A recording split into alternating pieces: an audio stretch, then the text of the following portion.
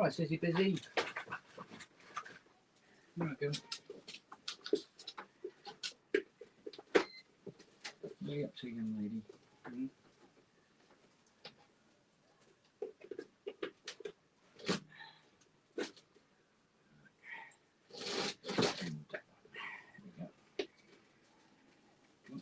Hmm? Right, there we go. I think that's them set up. Got it, mind your bum. Good girl. Make sure everything's on. Here we go. Hello, mate. All right. Oh. Oh. Back to this again. What? What? I know I didn't dye you red as well. I know you're disappointed. I know. Yeah, I know.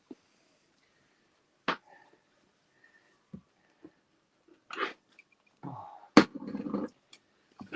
Yeah, I missed your show Saturday. I think I only was able to sort of like briefly come in and whiz out again. Go on, go that way. Go on.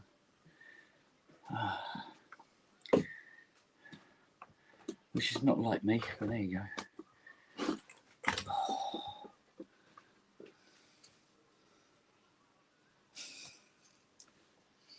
Yeah, it's a lot redder than I thought it was going to be. Be honest, it'll be fine. Don't worry, it'll be fine.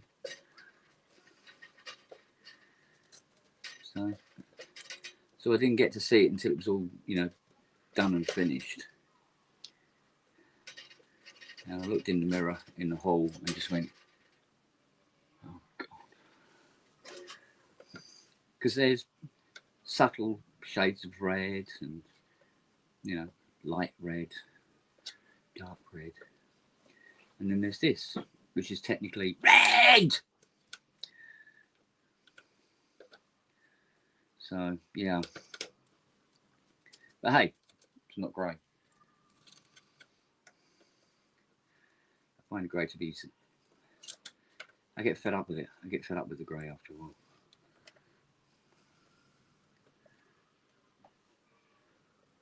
And it's not that I associate it with... It's not that I associate it with being old, because I started going grey when I was 17. So it's not that. It's just, I don't know. It's just, I don't know. Don't get on with it. Just don't get on with it.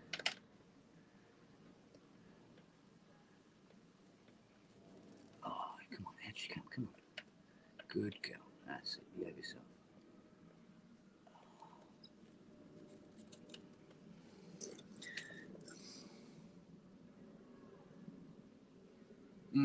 Yeah.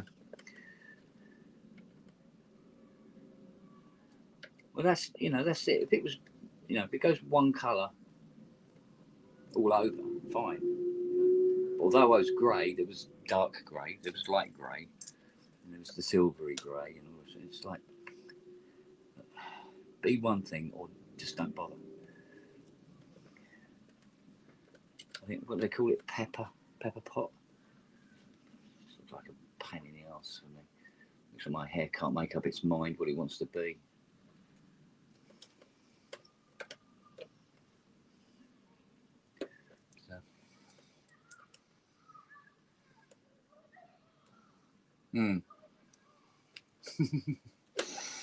Yeah.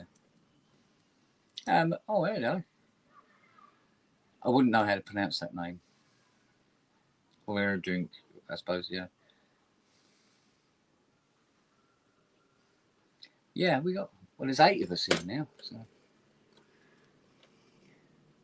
But that's what CS80s do, mate.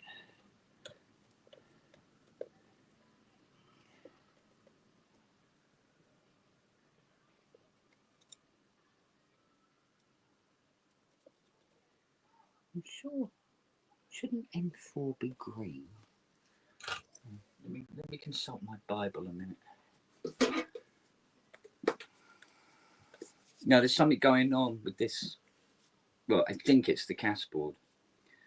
So I'm going to swap it out with another working casboard. See if I can just isolate the problem more than anything else. Just have a quick butchers. I'm sure N4 is supposed to be a green and not yellow.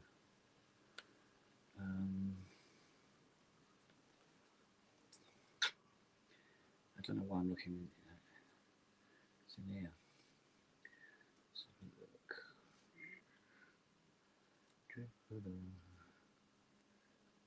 See it somewhere. Amongst these 3,000 odd photos. Oh, here we go. Right, casboard. N4. No, N4 is yellow. B1 is green. Oh, okay. Oh. Wasn't a mixed up wire then. So moving on.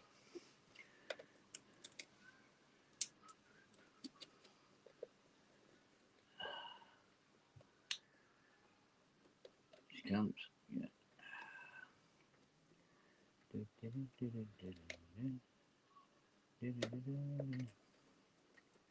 And of course, like everything else, it takes just a couple of minutes to take the wires out, and then an eternity to put them all back in again. It was always easier to destroy, wasn't it?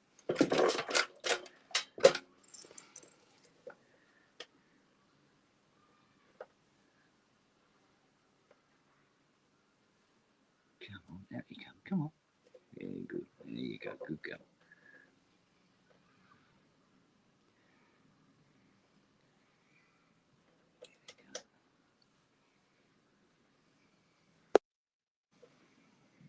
Hello, darling. I used to have a pencil that looked like you at school. You had a handsome pencil. How you doing? Not too bad today. Yeah. Hence, good. Because this is my first day back in the workshop. I tried yesterday. I could only sit like this for about half an hour. Wednesday, only 5 minutes. Monday, I didn't bother. You know. Dear idea. But you can see, of course, you can relate to what I'm talking about. Yeah. Because I had no idea that it could be that painful. I've had heartburn before, but yeah. I don't think I've ever had it quite as bad as, say, as you've described what you've had. Yeah. But they did tell me when I went on CPAP, they said this will possibly increase your risk of acid reflux, that kind of thing. And I don't seem to recall it becoming worse or anything. But when I gradually started taking more and more medication for various other ailments, the doctor said, I'm going to give you this because this stuff will cause sort of, those sorts of problems. So yeah, I've been on that omeprazole thing for now. God, I can't remember when I started taking it, so long ago. Whether it, I'm sure it does work. But as I said to you yesterday, one of the things that I do take, which isn't a prescribed medication, it's just what do they call it again? Gut bacteria, that kind of stuff. Normally you drink it in a little yogurt thing, but I found that to be actually quite expensive because they're not cheap. You buy 7 of those, and you're supposed to have 1 of those a day. But you have to keep them refrigerated, and so if you go away on holiday or you go away on business or whatever, it's just a pain. Not a problem. Well, I know. But then that's what I've done. You know the gear that you recommended yesterday? Yeah. The gear. The white powdery stuff from Colombia. Little packets, right? I've ordered some, but they won't be here till Monday. So what the owner turned around and she goes, well, I'll tell you what, why don't you have some Yakults between now and then? I went, okay. Well, it won't do you any harm. No, exactly. So I'm getting to nearly 3 of these a day. Yeah, I drink a lot of fluids now. And because like Fiona says, how's it going? And I said, oh, well, do you know what? I said, I've just realised all this time how much water or fluid I don't drink. Day after day after day after day. And I think it's got to the point where my stomach's turned around and gone, enough, mate. You need to be hydrated for so many reasons, but that's one, you know. Yeah, exactly. Absolutely. So I said, I used to visit the toilet twice. Once in the morning, once in the evening. I said, now I visit the toilet so often, I'm honestly thinking about having a bookcase put in there. It's getting ridiculous. All right. And sleep patterns, no, forget it. Yeah. I always sleep on my, it's just habit, I sleep on my left. Me too. Huge no. I can't do it. Even now, if I roll on my left, after 2 minutes, here it comes, and then the sweating and the rocking backwards and forwards in bed and all this. And so if I lay on my right, 3 to 4 hours. Yeah. But it will wake me up. Hello, you. What the fuck happened to your head? I love it. Nothing. He's advertising for a popular match company. Yeah. I find it if I rub my head on a wall, I can light people's fags for them. It's like the Irish name, isn't it? Festus. Swan Festus, yeah. Oh, anyway, you're giving her fucking ideas for about 3 weeks' time. What's the product you use? She wants to know what you used. Oh, Christ. Cherry Aid. I'll find out for you, darling. Because is the shade used tampon? I'm sorry. Do you know what? I knew this was going to happen. Oh, look, fuck off. I would get the same shit from you, like attempted. Oh, dude, like you think I'm bothered? Oh, Am I bothered? Am I bothered though? I'm bothered though. Look, face bothered. Yeah, look. Listen, at least you've got fucking hair to do it with, mate. I just got fed up with. I must admit, she picked the colour. Fiona then trimmed her hair, and then she goes, "Right, I'm putting this stuff in." I go, "Okay," and she goes, "Yeah, I think it's quite subtle. Yeah, it'd be all right." I go, "Oh, okay." So I've not seen this, right? Subtle. So she goes, "Go up and wash your hair." I go, "Okay." I'm watching the water coming out, and I'm going, I'm bleeding. "That's quite red." Yeah, it looked like Psycho, right? Watching it go down the plug hole. She slipped me throat. In the film, they used chocolate sauce. Chocolate sauce because it looks red in black and white. Yes. Yeah. That makes sense. Good for you. Is it red or pink? What colour is it? It's red. It's definitely red. It's red. Well, I say it's red because there are different shades of red. Because there was red, and red, which is what this is. Like, red in capitals, yeah. Yeah, with exclamation marks at the end of it. Yeah. Oh, I can't have there goes Ginger. The next door neighbours love it. Homegrown. Have you never considered dyeing your head, Matt? I had every colour you could get out of a fucking bottle of my hair during the 80s. That's why and through the 90s, I was white blonde with the Martin Gore mop. So yeah. Well, remember the purple I had? Yeah. It stayed that purple for what, 2-3 days? I think. Nothing washed me out. It's because purple doesn't exist. Yeah, all true. But yeah, that to one side. Yeah, it was it didn't last for long at all. I went, no, it's no good. So we got this, and she goes, oh yeah, she goes, this will stick around. Yeah. You've got grey hair, white hair slips out easily, which is why it's not lasting. Right. Plus, I was kind of waiting for my hair to either go all silver or all white or whatever, but just all of it. But it wouldn't. It's sort of like, no, this is still black, and this is sort of grey colour, and this is quite silvery, and this bit's white. And go, well, come on, pick a colour, you know. I just get fed up with it. But like I was saying to Rans earlier, I started going grey when I was 17, along here. Do you remember the band M? Who? M. Yes. Moonlight and Music. Yeah. Had the grey flashes here. Yeah. Oh, my ex-wife found my first grey hair on our wedding night back in 1994. It should have been a fucking omen, that one, shouldn't it? You know what? Where the fuck is my cup?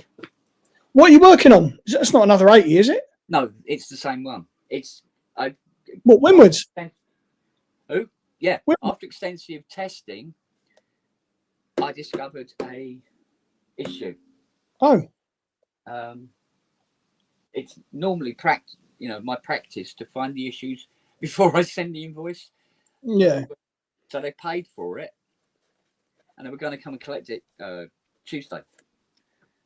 And Fiona emailed them and said they're not bothered because they just want it back working. So I'll tell you what, Rob.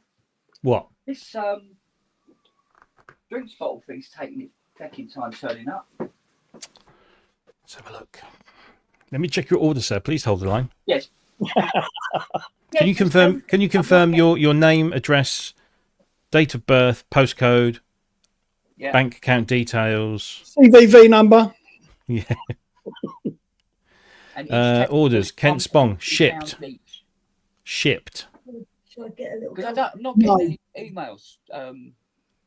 Shipped. Yeah. It has shipped. It has shipped. So let me just see. I can't tell you which one. So both items you ordered. Yeah. So the flavoured condoms and the lube. Yeah. What about the pegging together? Pegging for beginners. Yeah, and pegging for beginners handbook. Because they've got to come together because the lube's no good without condoms and vice versa. So something shipped with every yesterday, and something shipped from Latvia, which I'm trying to think now. What did you order again? Can't remember where the other item comes from. But yeah, they're both shipped and they're both in transit. Right. I can give you tracking numbers if you want. You should. I'm pretty sure you should get an email, but I haven't checked this morning, but during the week. But they said it should be today. But yeah, well, it depends on how it's coming because Mr. Posty, who drives a van the same colour as my hair, has already been and gone. Right. Well, the thing that comes from Latvia comes via Royal Mail. Yeah. Every comes with whichever fucking idiot they employ for the next 3 weeks. Yeah. Because they always seem to fucking change. Although saying that, we've had a pretty regular one for the last few months. But yeah, they've both shipped, and I can send you tracking numbers if you like. And the anal vibrator, is that coming with the condoms and the lube? Or is that's currently out of stock. They didn't have one big enough. Did you order the one that's like a ring sizer that shows you how much you can take? It gets to be bigger because that's always helpful. Yeah, it did have a chart next to it. You got a stretchometer. This will make you giggle. So I sent this to Matt yesterday. This appeared. A friend of mine posted this. Yes. It just broke me that first thing in the morning.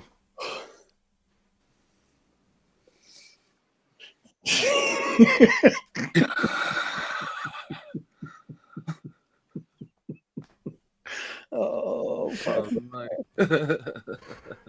oh dear. Did you like those memes I sent you yesterday, mate? Yeah. I've sent you both, you and Rob, the same one. So yeah, the fucking RoboCop with C330 in front of him, and it's only cans. I think my favourite was that first one I sent you. But although the Jack Nicholson one made me laugh out loud. Hang on. Yeah, the glory hole. Where is it anyway? I should be able to show them on here, shouldn't I? But they've messed with the thingy. Messed with the thingy. The button, fuck knows. They've messed with the shit. Oh, they've improved a few things, yeah. Oh, they've improved. Look, there's the third one. Present. Nice. Yeah. Nice. Keeps them. What are they though? I mean, are they big like tennis rackets or something? Yeah. But they have to be constantly restringed as well. Ah, okay. Mm.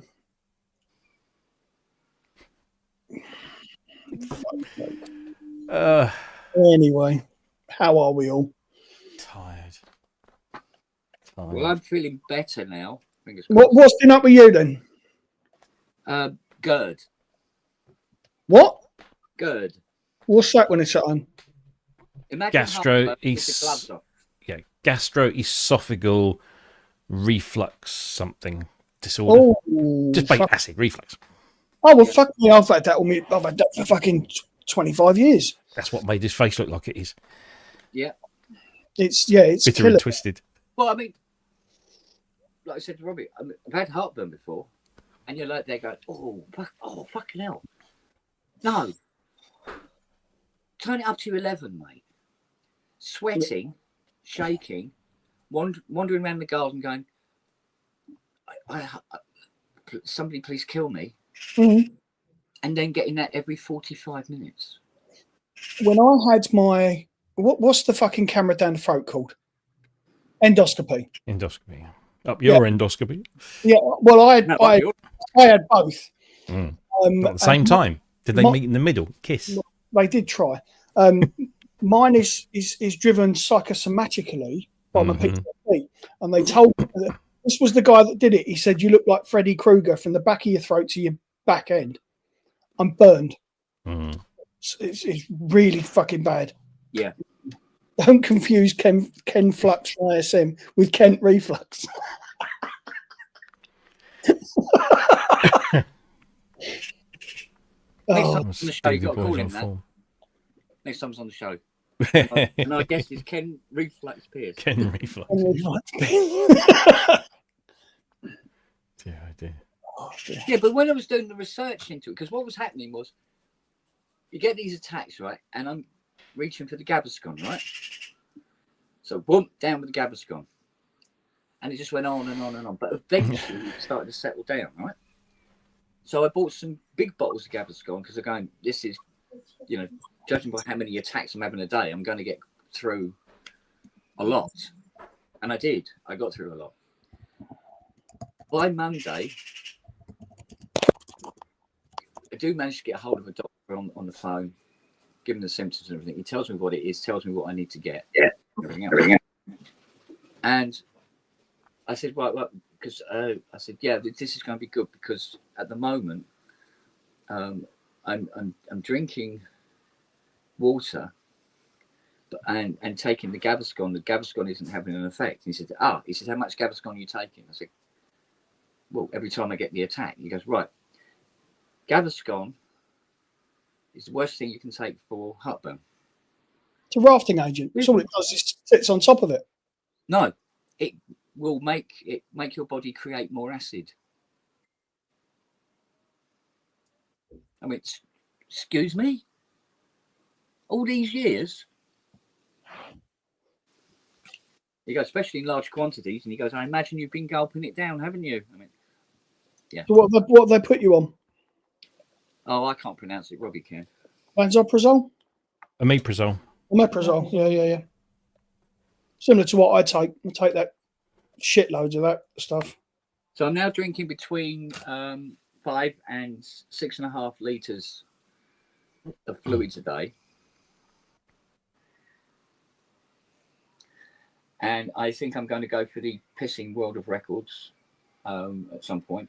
Join the club. I think you've got title contenders with me and Rob next year. So because I have to constantly drinking all the time. What are you doing? Drinking fucking hair dye? Hmm? No, I sneezed in it.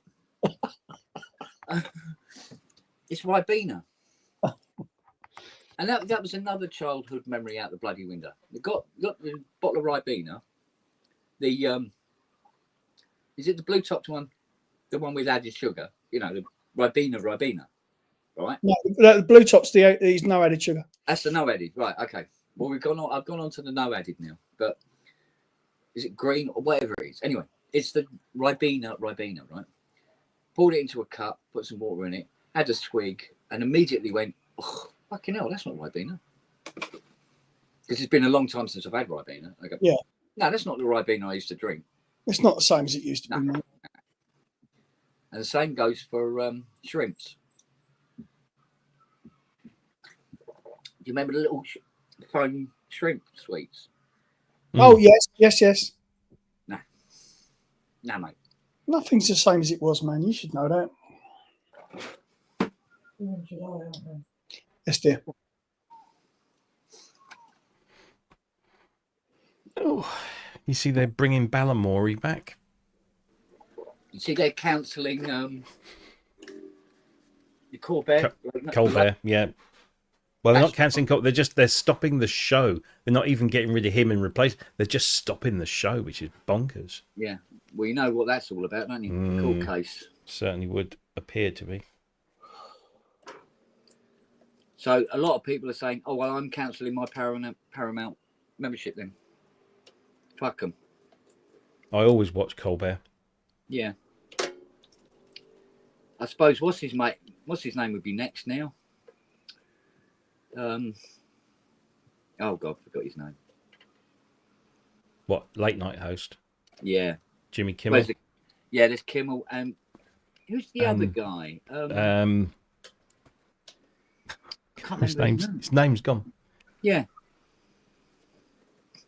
Oh, bloody hell. Jimmy Fallon. No, I'm thinking of a different guy again. Seth Meyers?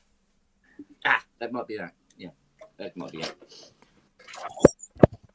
Yes, I mean, they're all probably my least favourite, but I don't dislike him, is Kimmel. I like Fallon. I really like Seth Meyers. Always like Seth Meyers.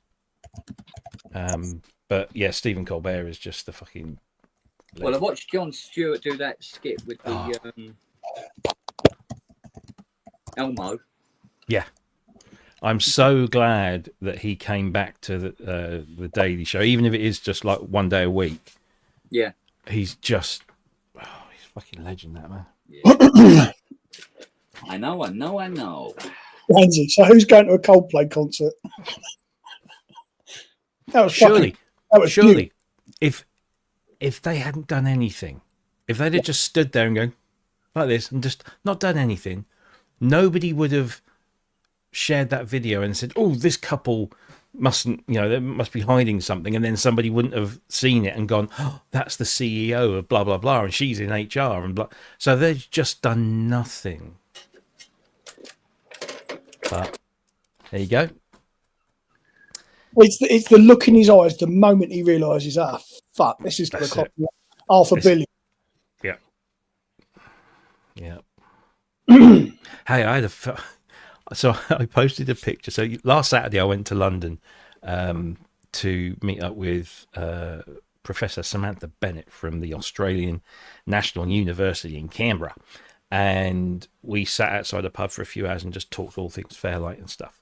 And I didn't take a selfie, which is terrible because every time I meet someone that I really admire, I never take a selfie. I had dinner with Peter Vogel and never took a fucking selfie. Oh, for God's sake! So anyway, I found a picture of her online leaning on her Fairlight, and I posted it up in the Fairlight in the Fairlight group because I think it's got no interest outside of the Fairlight group. So I posted this picture in the Fairlight group. I saw it. Yeah, and it has been liked now nearly 700 times. Yeah. Just by I don't think I've ever had a more popular photo. Yeah. But it got liked today by, and I can never pronounce his name properly. Let me just make sure I pronounce it. Lee Carreri. I don't know if that name rings a bell, but you remember Fame and Bruno. Yes. Oh, yes. That's him. Really? He liked that photo. It's like, what? Bruno, he was a hero of mine. Bruno liked my photo. Sorry? Curly-haired bugger, wasn't he? Yeah, Curly, yeah. He was also in that film, The Boy in the Bubble, wasn't he? Do you remember that one? Was that John Travolta, wasn't it? I can't remember, but Lee was the boy in the bubble. Oh no, that was another But one. it was, yeah, Bruno from fucking Fame liked that picture. Wow. Weird, isn't it? Well, although I'd been more surprised if it was Leroy. Well, look, although I've been ill all week and I haven't been in the workshop or doing anything, no less than 11 synthesizers turned up this week in 4 days, right? Ranging from that Prophet 5F2. Mm-hmm. She's in very, very, very good condition. Okay. So, and a host of other bits and bobs, right? And I forgot what I was going to say now. I'm just going to go over here and lie down. Okay. This is what happens when you only get 2 hours sleep a night, isn't it? How do you think I've been managing for the last 20 years? Yeah. Well, we'll find out when I turn this on and it explodes. Oh fuck! What was it? What was I going to say? Oh bollocks! Wasn't important. Oh no! I know what it was. Guy drops off his keyboard, and he goes, "Oh, you can?" And I go, "Yep." He goes, "Oh, I like the car." Strike a light. Yeah. Straight away. Yeah. He goes, "Oh, I like the car and everything." So we talk about that for a while. And he turns around to me and said, "He goes, my brother's called Kent." What? There is somebody else on planet Earth with the name Kent. Well, I knew someone who's no longer with us, but he was called Kent. Really? Yeah, Kent Brainard. Oh, he was a big composer and studio manager. All right. I have no idea if I put this in the right. Yeah, Kent's not a hugely uncommon name. It's not like Matt. I mean, fucking hell, Matt's everywhere. Doormat, placemat. Yeah. Mattress. What did she say? What was that, Hayley? She said all over her. Oh, God. Oh, suits you, sir. Sorry. Is he a bit of a sprayer? No. Not just me. He goes, all right, crop dusting. Sorry. I'm here to Pebble Dashy Drive. Finish your shaggers a rainbow. Yeah, go on. Oh, I'm always in the deep end. Oh. Slippery when wet. Oh, fucking hell. It's like that.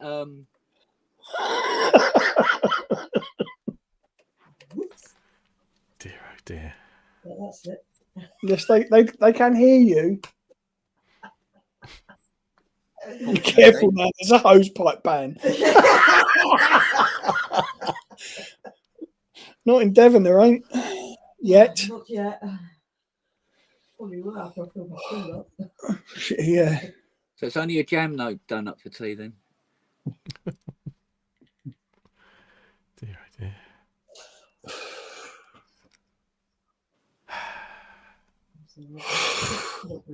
I need to go for some lunch in a minute.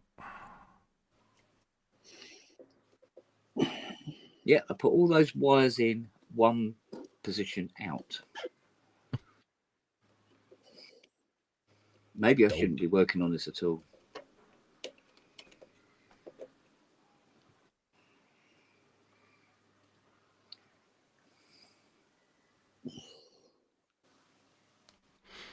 Well, we'll find out when I turn it on. That's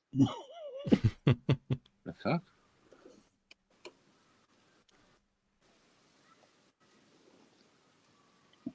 So what do you reckon, Matt? Should I go for that A3000? Fucking yeah. Come on, it's Yamaha and it's Robbie Puricelli. It's Married Made in Heaven. Get it done. Yeah. Where was it again? And you don't know. So when we were on, when I was on the PSN site, and Fiona's going, "Oh, let's have a look at the t-shirts," and she's looking at all t-shirts, and then she got this one. She got to the t-shirt that you got, that you done. He goes, "My other synth is a DX1," and she goes, "All right." I go, "No, technically it is, darling." possession is 9/10 of the law. Dear, oh dear. Because I know she'd been eyeing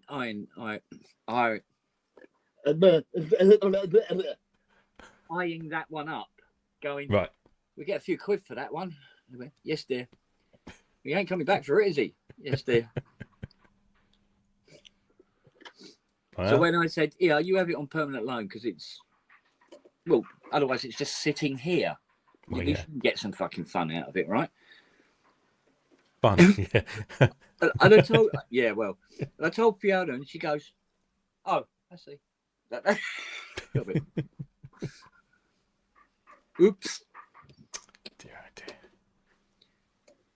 Where are my saved? But then Ben's got all that fucking analog solution stuff I gave him as well, hasn't he? I think so, yeah. I think he's still got it.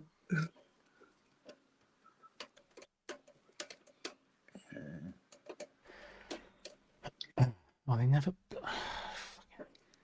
Well, considering I was like bored out of my fucking skull all week because I couldn't get on with anything or do anything, I decided to have a bit of a think about if I was going to build a synthesizer, what I would do and what type it would be and all the rest of it. And I've come up with an idea that nobody else has done. But there might be a good reason for that. That's the problem. I'm going to do a little bit of research and a little bit of scribbling on paper and stuff like that. And we'll see. But I think it is and it isn't unique at exactly the same time. It's weird, but see how it goes. But obviously it won't be cheap, and it'll be, you know, the size of fucking Wisconsin and all the rest of it. But hey, it's one of those sell two and it makes up for it kind of thing. And I know two people who have that sort of money in their back pocket. So you can even, I think I can even do it to a point where they can tell me what they would like it to do in terms of sounds and things before it's built. That's if they know what they want, of course. The shit's going to be proof of concept. Yeah, but the difficult thing is making something, do something that nothing else has done before. Mm. You know, because like Ty says, you know, he only ever buys something if it gives him another hard on palette, you know, a different sound. Yeah. But nothing else can do, and you know that's the idea, isn't it? Yeah. You know, well, this thing isn't going to be just not just this. It's about the sound, but the way it's laid out and how it functions, and what you're able to do in terms of the way you react or interact with it. Yeah, yeah. Because I think it's something. Well, I get the impression that it's something that is sort of like fallen by the wayside. It sort of like fell out of vogue, and people stopped taking any notice of it. And I think it was something that could be developed more and make it more. Ragu's talked you into making a D-beam synth, doesn't he? That's what he's done. No. The world's first synth that can be operated by dogs. Yeah. Yeah. Steve elbows. See, I inherited this thing. Talking D-beams. I inherited this thing, and I've never been able to find out what it is, what it does specifically. I've guessed because it says on the front, but it doesn't work. Oh, well, that's a flaw. Hand controlled Digitalent, hand controlled MIDI. Yeah. Well, that's got to be proximity based, then, isn't it? It looks. Yeah. You've got. So it's a type, isn't it? So if you open it up, it says. It's a breadboard. So it's. I mean that label is a piece of paper stuck on.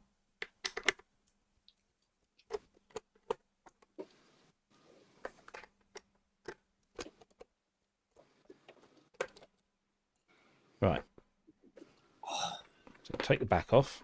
So you got this little breadboard thing inside. Right. And if you just slide that out, so you've got there's a sensor in there, which has two. It looks like things. it's two beams up, and it's and then oops, there's that. Okay. And there's no indications to what the power supply is, so or whether it's AC or DC. I'm assuming. Looking at it, it was probably DC. Yeah. In fairness. And yeah, that's all I know. It came when I bought that KX88. Yeah. The lady I bought it from, who's my podcast manager at Sound on Sound, she said, "Oh, I've got a bag full of other bits here. Do you want those? I'll just throw those in." I said, "Okay." So in that bag full of other bits, because there was a KX88 and a TG55 and a TG500. I can't remember. They're all there. But anyway, in this bag was a Korg N5R, which is one of those little half-width 1U general MIDI modules, which is not bad. It's not an awful thing. There was a few cables, and then at the bottom there's this little black box. I thought, "Oh, what's that?" And it was this. And she goes, "Yeah, I don't know where it came from. I don't know what it does or how it works." The only connection, say, apart from the power socket, the only connection is a MIDI cable. With a 5-pin MIDI plug. So it's clearly a MIDI controller of some sort, and it's a proximity thing. What it spits out, I have no idea. Whether it's like pitch bend or something. But yeah. Stop. I don't know. It's just all it says on here is hand-controlled MIDI. So weird. Okay. I think I did that, Steve. I'm pretty sure. But the problem is I'm unsure as to what voltage I should be sticking into it. What's the transistors in it? Oh, fuck. I've just put it all back together. Well, you should have synchronized what you were saying with what you were doing then. Well, yes, all right. Mr. Podcaster. This is live. You can't fucking edit this. I know. Tell me about it.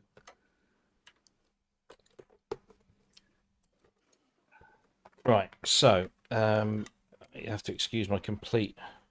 No. So, there are.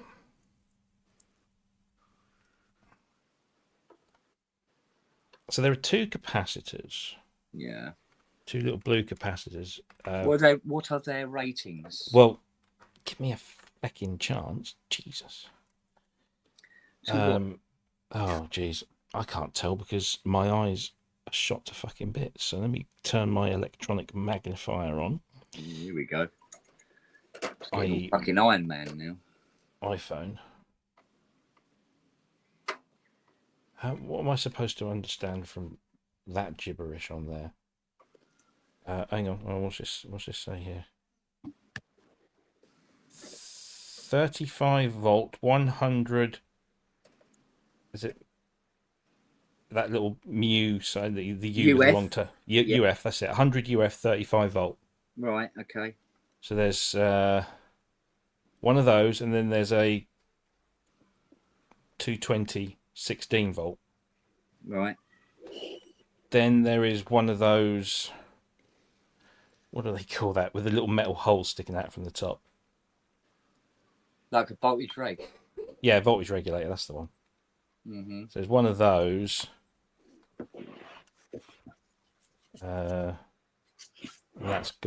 marked up as BC, BD. L7850SCV. Okay, so it's 5 volt. 5 volt, yeah. So you can put like ideally a 9 volt power supply into that. Okay, and that knocks it down to 5. Are there any diodes in it?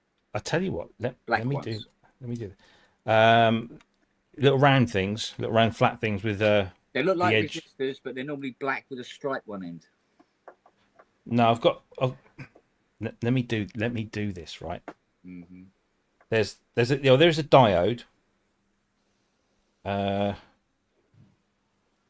Take a picture and put it up on the screen. Yeah, that's what I'm going to do. Oh, okay.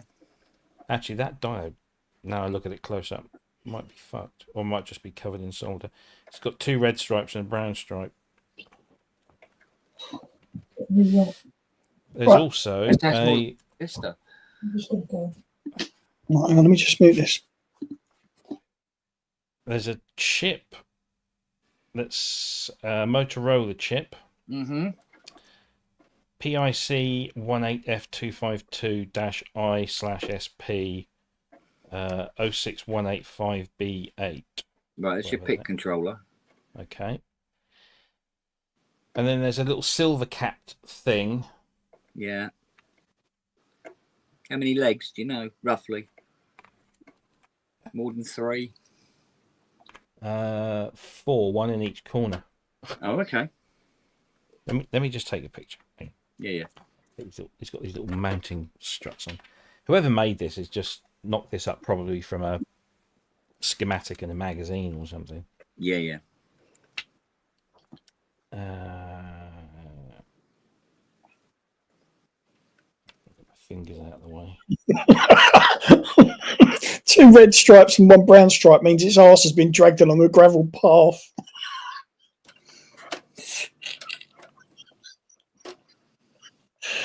Oh, fucking hell.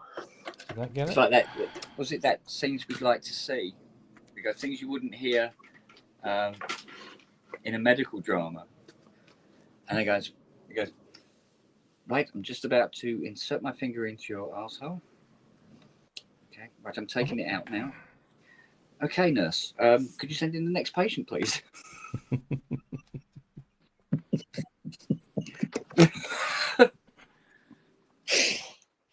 Right. Okay.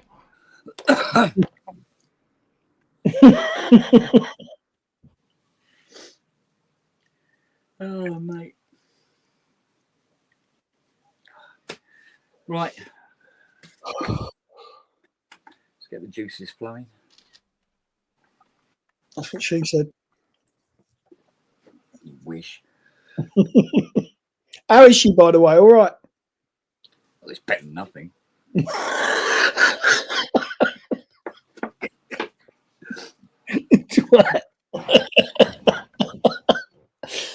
Oh, fucking hell. Now she's all right. Doing okay. Good. She's fitting a new sinkhole and plunger and water trap today. Okay. It's snapped off. Oh, Lily been at it, has she, by any chance? Hmm? Has Lily been at it by any chance? Oh no! It's very bizarre. I think what it was, must have been like when we got the bathroom suite. They were cheap. They're kind of cheap because it's rotted. the die-cast, whatever it is, I can't remember what it is. It's an alloy, and it's just rotted away and dunk, dropped off. Shit. Yeah. Oh, hello. Oh, Siri. It's the city bum. Hello. Yeah. Hello, my love. How you doing? Haven't found any blue balls to chase yet, eh? No, I don't know. You call that thing. Right, you're telling me something. What is it you're telling me? Little Jimmy's stuck down the well. I was about to say, stuck down the well. Oh, hello. Hello, Neil. How are you? You'll mind that out of your way. There you go, Kemp. That's what's on the top of the board.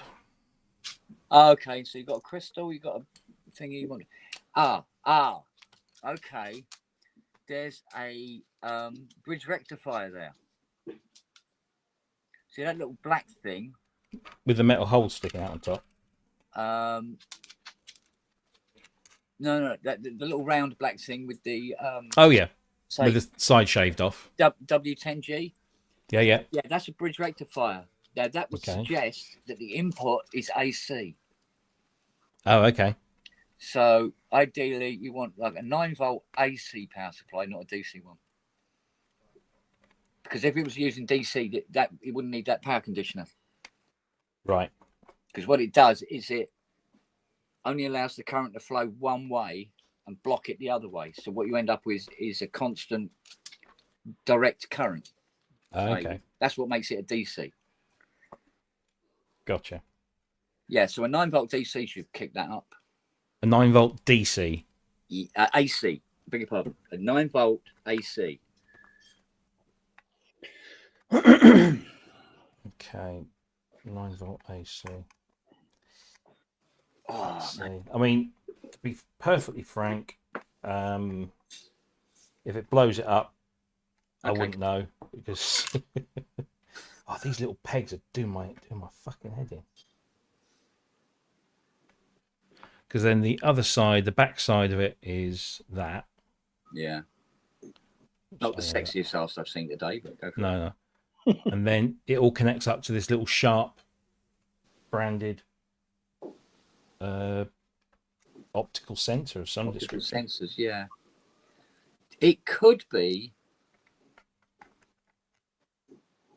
pitch, as you say, or modulation.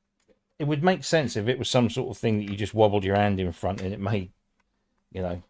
A bit like my wife. Wobble your hand in front of her. She makes funny noises. I think it's going to be a case of like plugging it into a synth and see what it does when you flop your dick over it. Where the fuck was that gone? Dick controlled. Dick controller. Dick controlled, yeah. Oh, there it is. Nobulation.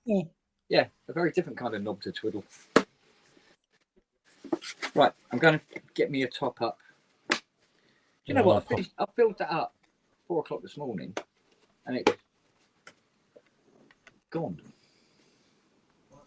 Which isn't too bad. That's what, 5 hours, 6 hours? What are we on? 8 hours. 8 hours, 39, yeah. Yeah. So I'm slowing down a bit because I'm not getting quite so many attacks, but literally every 4 o'clock every morning I'll get a biggie. Yeah. Yeah, they're not nice when you're laying down, are they? Nah. But like I said to Rob, if I lay down on my left side, I can lay there about a minute and then I have to get up. And then I have to go and walk around and drink 2 cups of this. Laying on your left side should be better because of the way the stomach curves. And yet, if I lay on my right, I'm fine. Yes, it's exactly the opposite for me. So, yeah, I always lay on my left. I end up all over the place, but I always start off by laying on my left. Yeah. Mind you, 9 times out of 10, I always wake up on my back. And sometimes that can be just as bad. And I think what it is the dogs. They get snuggly. Mm. And you go to roll and you can't. So in your sleep, you just stay where you are. If you can elevate your top half a little bit. Oh, so yeah, I've got 5 pillows now. Yeah. But I think I've only managed to successfully fall asleep sitting up so far this week. Right. But I'm definitely getting more hours now than I did. Because Saturday, Sunday, Monday, forget it. 9-volt 9-volt AC. AC. So are we talking? Right, okay. Right, let me quickly go and fill this up. Output 9-volt. A or D? I'm just having a look. My fucking eyesight's shot to bits. I was going to say, where's your glasses? You normally wear glasses, don't you? Not when I'm working on my computer. Really? Oh yeah, I always find that they I don't see so well with them. It's because the close-up part of my varifocals is such a narrow band, and the mid-range as well is a narrow band. So I just end up input. Let me see, output. What is the symbol for DC? I can't remember what it is now.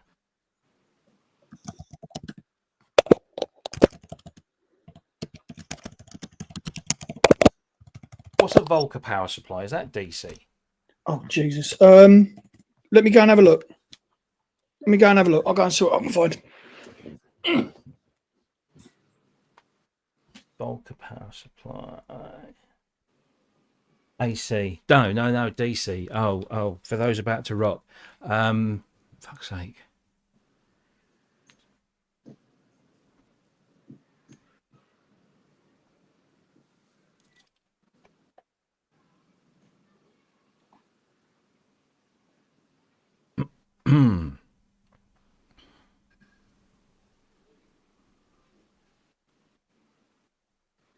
Post it.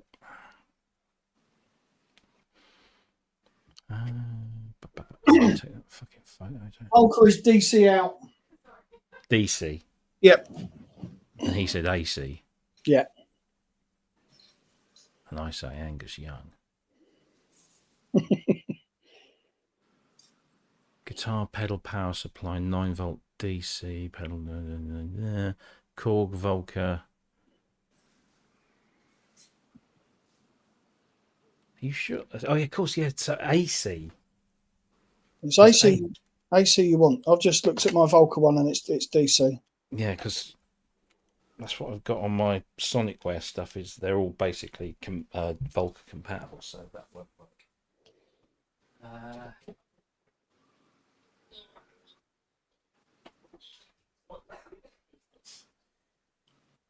I've got boxes and boxes. I don't want to go through all of them. Why do they print it like grey on a black fucking... Yeah. I don't think I've got anything with AC input on it. No. Because the AC symbol is a straight line with some dashed lines underneath it, isn't it? That's an AC. Oh, I can't remember. Or is it DC? Oh, fuck knows. Well, if you've got an Alesis Micron, apparently that uses 9-volt AC. Yeah, and that's what I was just thinking Alesis, because I've got... It seems like the only things that ever use DC in these things are Alesis. All my drums are... There you go. What's this?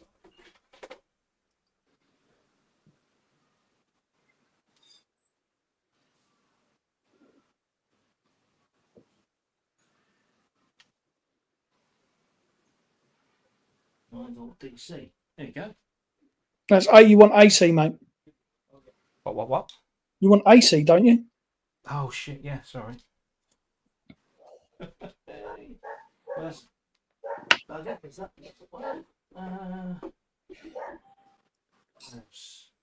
What's the other releases thing that I operated off?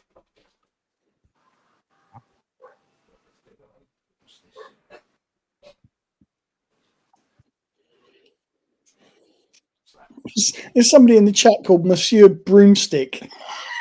Fucking brilliant. All right, Peter's in the chat. Everything is fucking... What am I looking for again? AC. 9-volt AC. Well, then that's one of those, then, isn't it?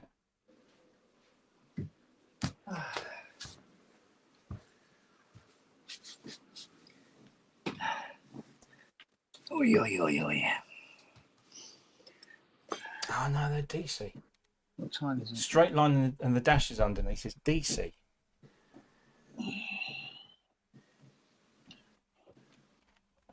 Let's see what we've got. Thanks, Pete. Just get some out the corner, up on the wall, and safe, away from kicking feet and shit. If you put AC into a DC pedal, say for instance, yeah, doesn't hurt it, and vice versa.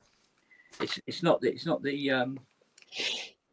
polarity or anything like that. It's how much voltage. So if you've got something that runs on 9-volt and you put a 25-volt power supply into it, and I've got a needy daughter looking at me. Yes. That could have been taken the wrong way, couldn't it? I've got a meeting. Hang on, let me just double check when that is.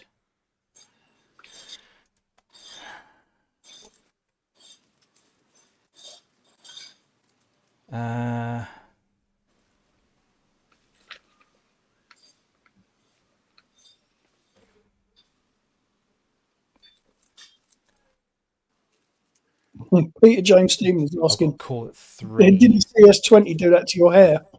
What time do you need to leave here? So 20 past 3. CS20. Sorry? Didn't react well to the. I've got a call at 3. It's only an informal chat, but I do need to have it. But I imagine I'd be, or if not, I can always say I've got to go and then I'll go back. So yeah, should be fine. Okay. Right.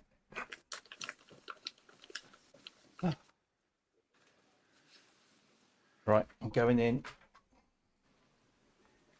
That's what she said. Not coming back out.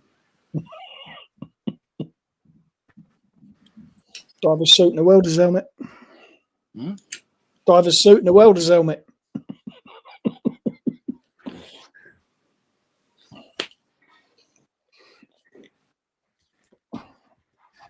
Yeah, somebody told me about this. I think they kind of call it a magic trick. I don't know, but think of a number between 1 and 10. Yep. Multiply it by 9. Yeah. Now, those 2 digits that you have now, add them together. Yeah. Crustin, what was it?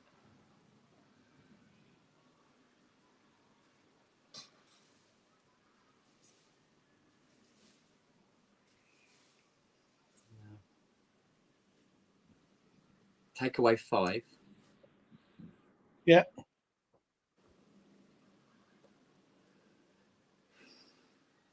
I think the next bit is,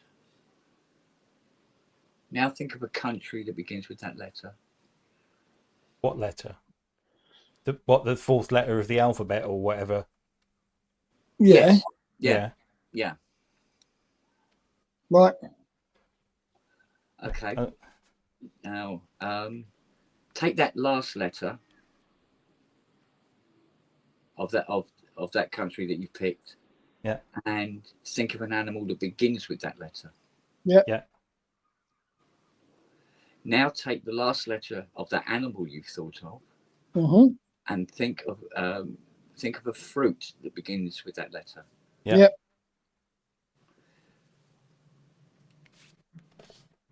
Is it a kangaroo in Denmark eating an orange?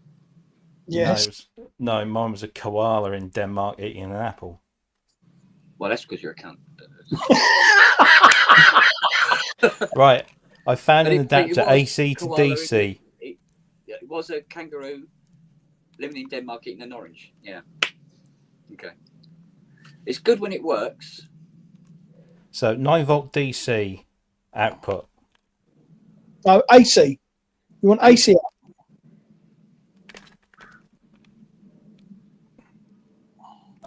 Why do I keep getting this mixed up? You're looking for a power supply that does actual current and not a power supply that does dead cunt. No, you want actual cunt, not dead cunt. There you go. That's how you remember. Why don't I have such a thing? I must have some. You got Dingo, England, orange. Yeah. England? Yeah.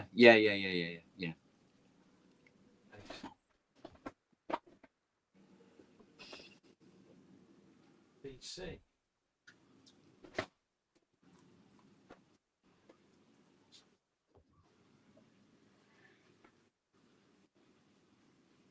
Output 5-volt. There's a bit of a meeting going on. What, with the dogs? Yeah. They're planning your demise. Doubt it. Siri can't live without me. True. Oh, she's got your veto then. Well, the thing was, yeah. Remember when I was around the garage on that Sunday? When I came back, she went fucking mental. Daddy, I haven't seen you for like 2.5 hours. Oh my god! She went absolutely batshit. Oh, turns out there was a keyboard that was dropped off here, I think last year. but it was by a third party, and they said, "Oh, the guy that owns it is going to send me his details and all the rest of it, and what's wrong with it, and blah blah blah." I went, "Okay." Nothing ever happened, right? So it sat there. Now that Sunday, I was toying with the idea of going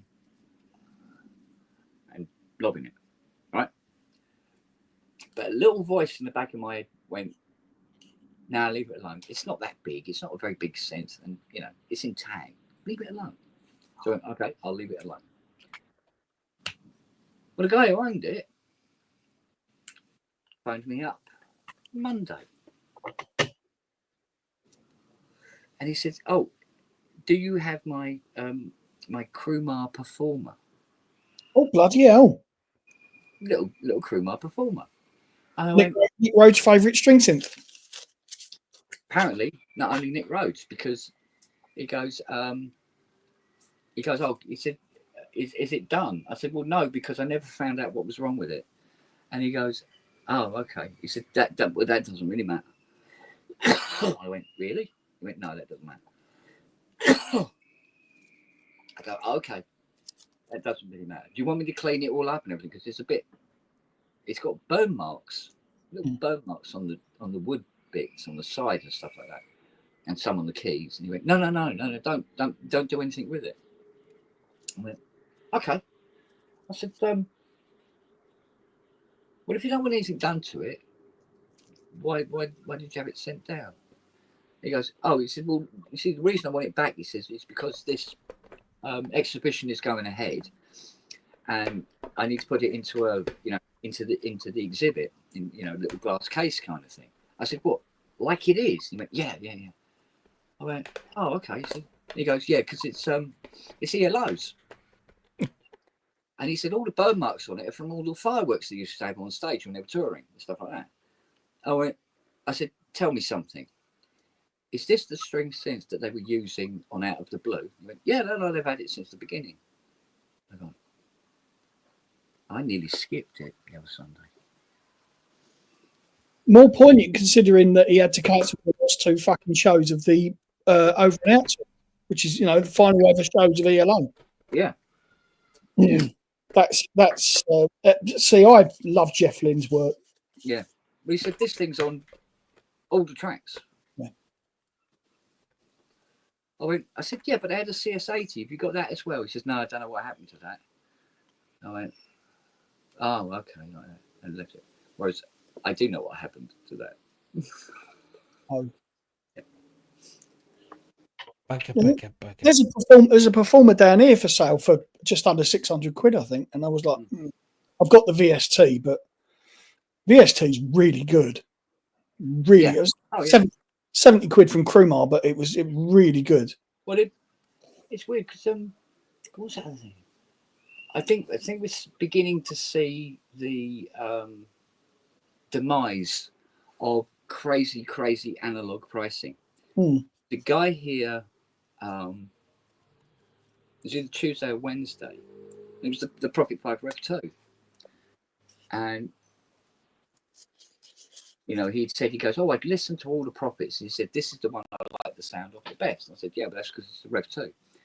I said, it does sound better than the Rev 3s, all of the Rev 3s, the 3.1, 3.2, 3.3, which are technically just software updates, and maybe faster RAM. I think in the 3.3 they put faster RAM in it.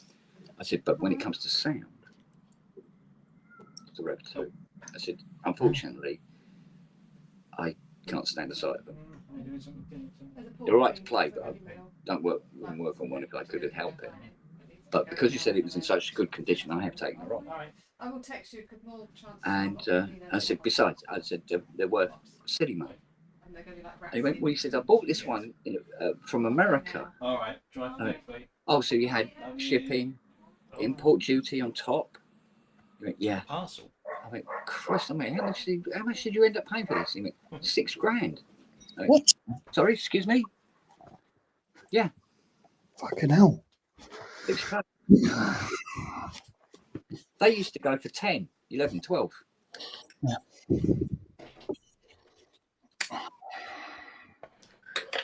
I found one adapter. Yeah. AC. Yeah. 12 volt. Bloody plug don't fit. Oh, fuck it.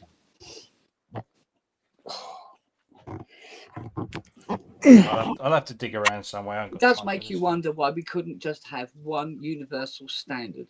Yeah, fucking Thomas Edison.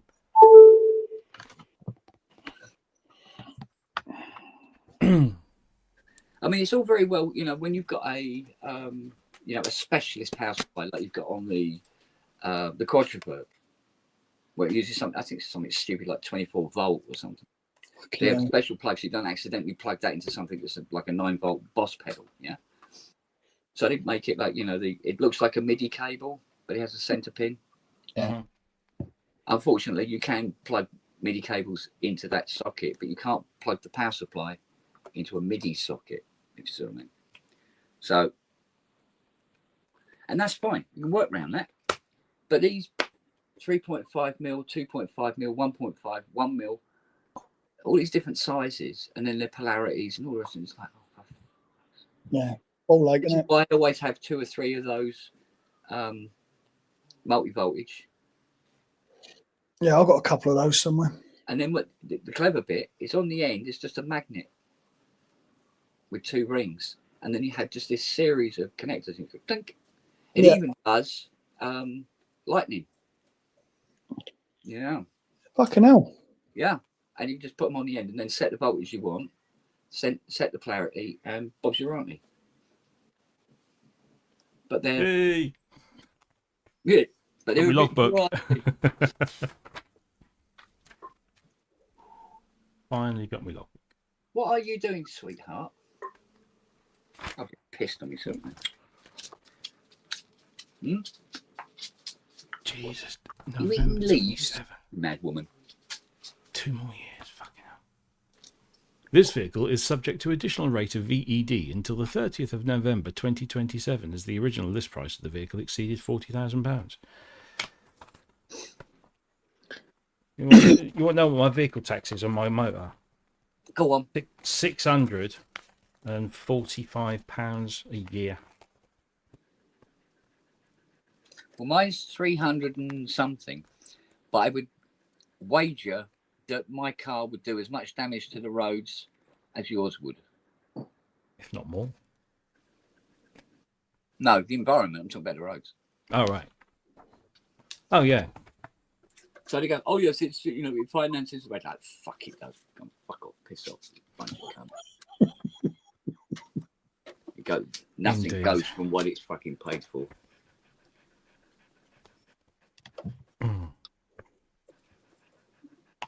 Anyway, I need to go and have some sustenance. Oh, yeah. Because otherwise I'll waste away.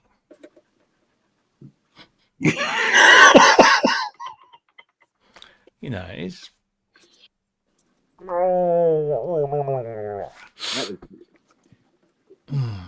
That was a, what are you talking about, Willis, kind of look, wasn't it? What you talking about, Willis? We're talking about Willis. Gray. Oh, yeah.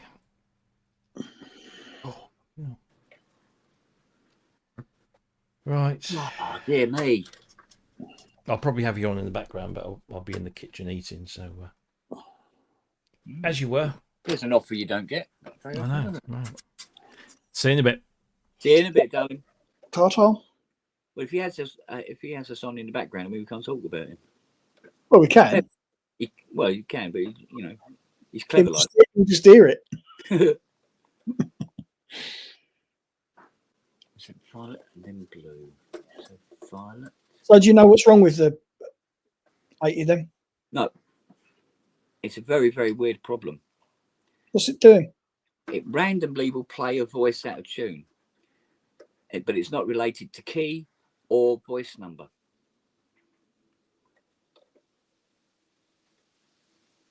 Voltage? Got to be.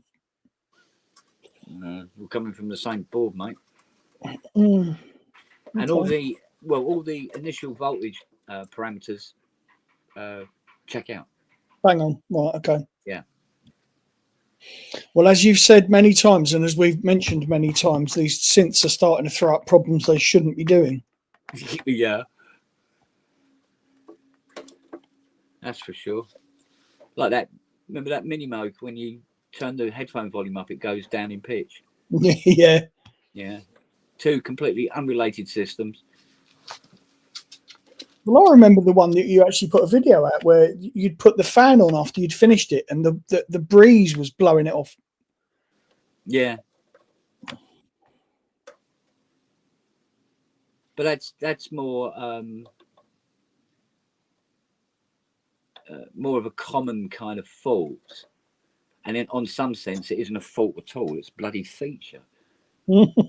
But yeah, headphone volume making it drop down in pitch, and not by a little bit, by a fucking lot. Impressive. Most impressive. Yeah, so N4 is yellow. Yeah. Okay. Right. I think I'll do 3 more wires, and then I've got to sit up again because I can feel it kicking.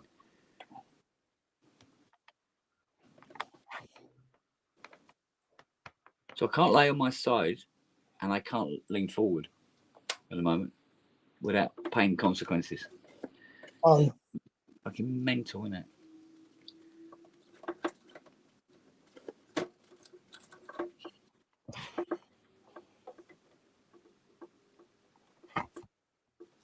So weirdly, my poster has arrived, but my drinking flask thing hasn't. You got a poster? Yeah.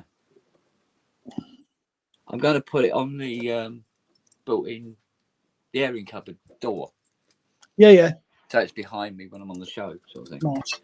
Just additional advertising, if you like. Well, that's why I put my my desk mat on the wall, because it was like I already had a desk mat, but I wanted a PSM one. It was like, well, fuck it, put it up on the wall. Yeah. That's what kind of inspired Robbie to do the posters, I think. Yeah. The error I may have made is I think I bought a very, very big one. Oh. Quite possibly.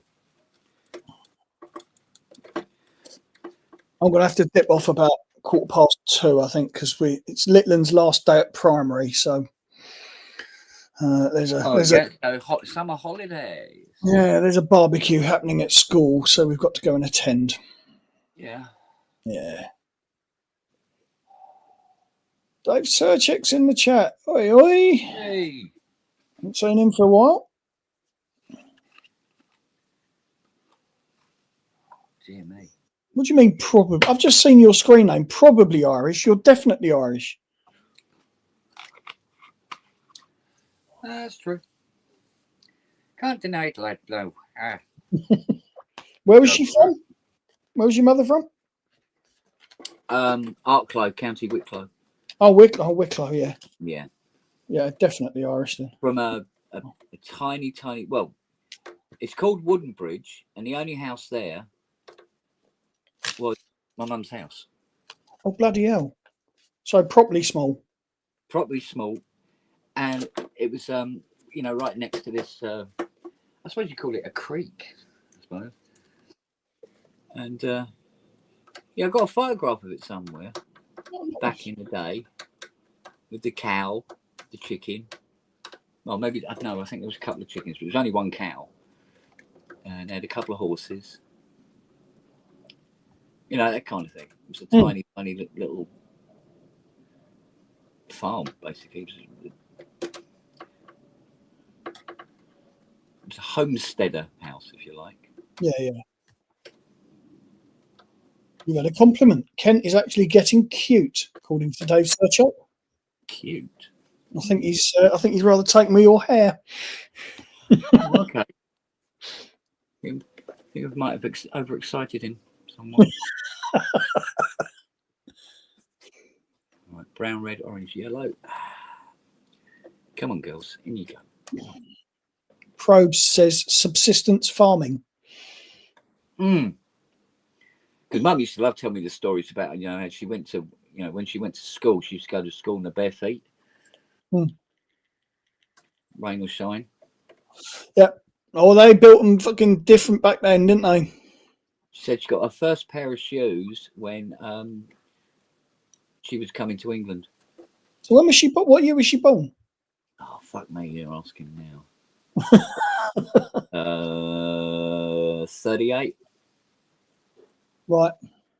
About 38, something like that. And she came to England to serve in the Air Force, I believe. No, she didn't. Yes, she did. Yeah, she came to serve in the Air Force, just not in the war. Yeah. And she ended up. She was stationed where the Vulcan bomber was. Oh, Peter would know where that was. Yeah, no, we've talked about it before because I was right. When she was there, it was white, not grey. It was originally a white aircraft. Yeah, because that was to protect it from the nuclear flash or something, wasn't it? I don't know, maybe, but it was. The one thing it did do was being white meant it fucking showed up in the sky. And I go, well, if it's grey, like most of the weather in Europe, it probably won't show up so much. Who knows? Maybe the MOD just bought some cheap grey paint and they needed something to paint with it.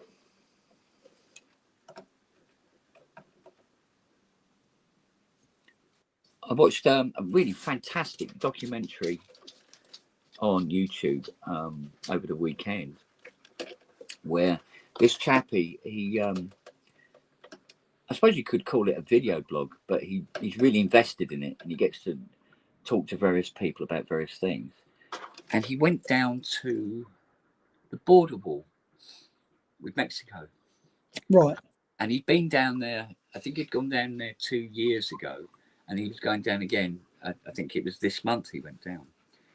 And he said, he goes, look, the border force agencies and all that lot, they won't talk to you. But the sheriff's office will. And this sheriff he spoke to, he took him on a little tour around the wall, and you got to see the wall and what it looks like. And he's talking, just talking about it generally. But he was talking about what it was like, because when Trump announced the wall, building the wall to keep all the bad people out, etc., etc. And it was a lot like, oh, he's racist and all the rest of it. But after watching this, I go, I can see why the wall was built, because when he spoke to the sheriff 2 years ago, it was at the height of it was chaos. There was, because they're going, oh, they're stopping the Mexicans coming. Yeah, there was Russians, Indians, Pakistanis, you name it. Because what he'd be doing is flying to, whether it's Argentina or whatever, and then come out to, or fly up to the Mexican airport, and then from there work their way to the wall, and then walk into the States, right? And they said it was having a devastating effect on the populace that lived near the border. Yeah. And he said, the cartels, what they were doing, if you paid the cartels, they would get you in. Yeah. Right. But that also meant that they could do the people trafficking, the sex slave industry, child labor, all that bullshit as well. Right. So they built the wall. And what I didn't know, and this is because of the news and the news that we get here, when Trump was ousted and Biden came in, he continued building the wall. But when he continued building the wall, nobody said a word about it. Nobody's going racist and all this sort of thing, right? I'm going, right, I can see that there's two sides to this coin. But what put Biden, I think what put Biden in a bad light was there was loads of this, the red wall left to go up, right? Because it wasn't finished. But for the term that Biden was in, the fence changed design, and then it was white instead of the red. And he said it's not as good because you can cut through the wires and get through. Whereas the Trump wall, even if you cut through the metal, you still got to deal with the concrete that's inside. Right? So And then there's just piles and piles of this red fencing sitting in the desert. Right? So when he asked, he goes, well, why didn't they use the fencing? Because there was enough fence down to finish the wall over the next 2 years or so. Why bring down different fencing? He goes, well, because it'd be a different contractor, depending on who's helping out and all that. I said, so they're actually as bad as each other, really? He went, oh, yeah. He said, but with Biden, he wanted the immigration thing. The Democrats' policy basically down there was, look, just let them in, right? So they had nowhere to go and all this sort of thing. So these tents were put up, huge, big, huge tents. He said there was about 4 of them, and each tent was rented to the US government for $500,000 a month. And that's just the tents. Never mind all the personnel that had to go down there to deal with all these people, right? And of course, this is, bordering to the red states, right? And they're overloaded with people all over the place and all the rest of it. And you say, right, I can see where some of the annoyance with the immigrants come down, and they were illegal immigrants, and they just let them in under Biden. But I'm going, oh, see, there's a different side to the story from what you hear. Yeah. And so what Trump was doing was actually a good thing, because it was, what's the word? Instead of encouraging the cartels to work at the border, it was now discouraging them. Yeah. Because they can't get the people in properly anymore. And it all backed off. And instead of it being just full of people everywhere, it was all day long, completely desolate. There was nobody on the Mexican side at all. The problem is, when you start doing discouragement like that, they just find other ways and other places to put them in. Yeah, but see, other places were pretty well covered, but the Mexican border was just not covered. Yeah.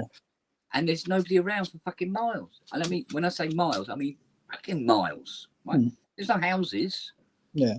It's all farmland on the US side. It's all desert on the Mexican side. Yeah. And there's no cunt there. Right? Because you can actually die in that desert without the right provisions to get to the border. Yeah. And many have.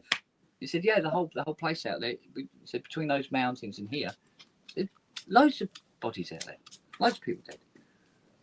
And he said we used to get the calls to go down and rescue people.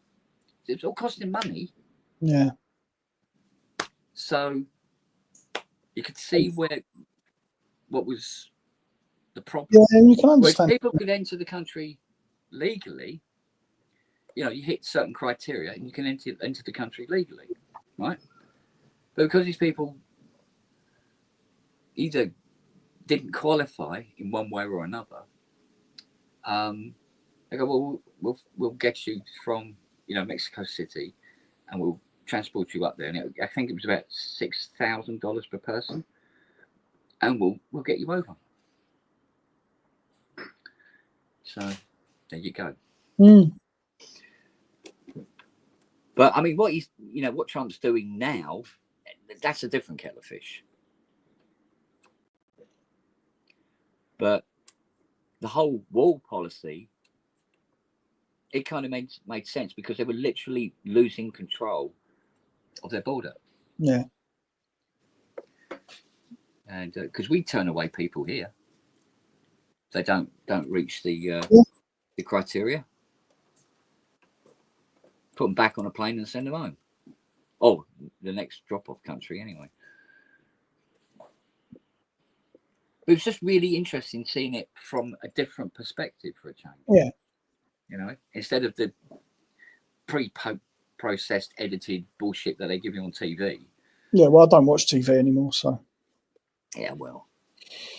I thought, yeah, it's interesting. And he talked to a couple of different sheriffs from different counties down there, and it was a consistent remark, questions. It was like, oh, there you go. So, how it was sold to the general public by, shall we say, unsupporting news outlets. Yeah, it was this concentration camps and all this and all this sort of thing.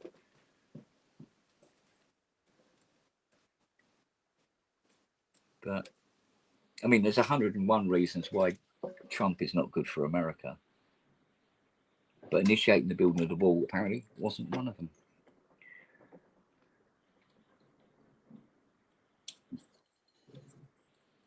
Although I suppose it did kind of fit in with his plan, which is probably why it actually was initiated and happened. So it was the right thing to do, but he was doing it for the wrong reasons. Yeah. But as you said, you and me, probably half the people in the chat as well, that's not how it was presented to us. No, definitely not. So please tell me I put the right. Have I put the old one back in?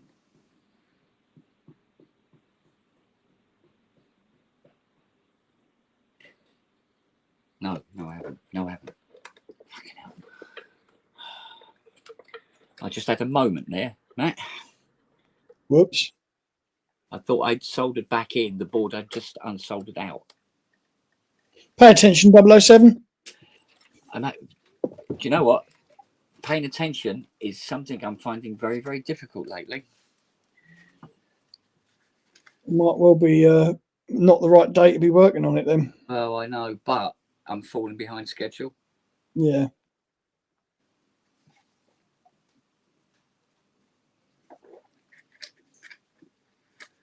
Yeah, Asylum is one thing, Jake. I must admit, Asylum is one thing. But a lot of these people apparently weren't exactly poor or anything like that. Their lives were not threatened where they were. They just wanted to live in the US. And they didn't give a shit how they got in.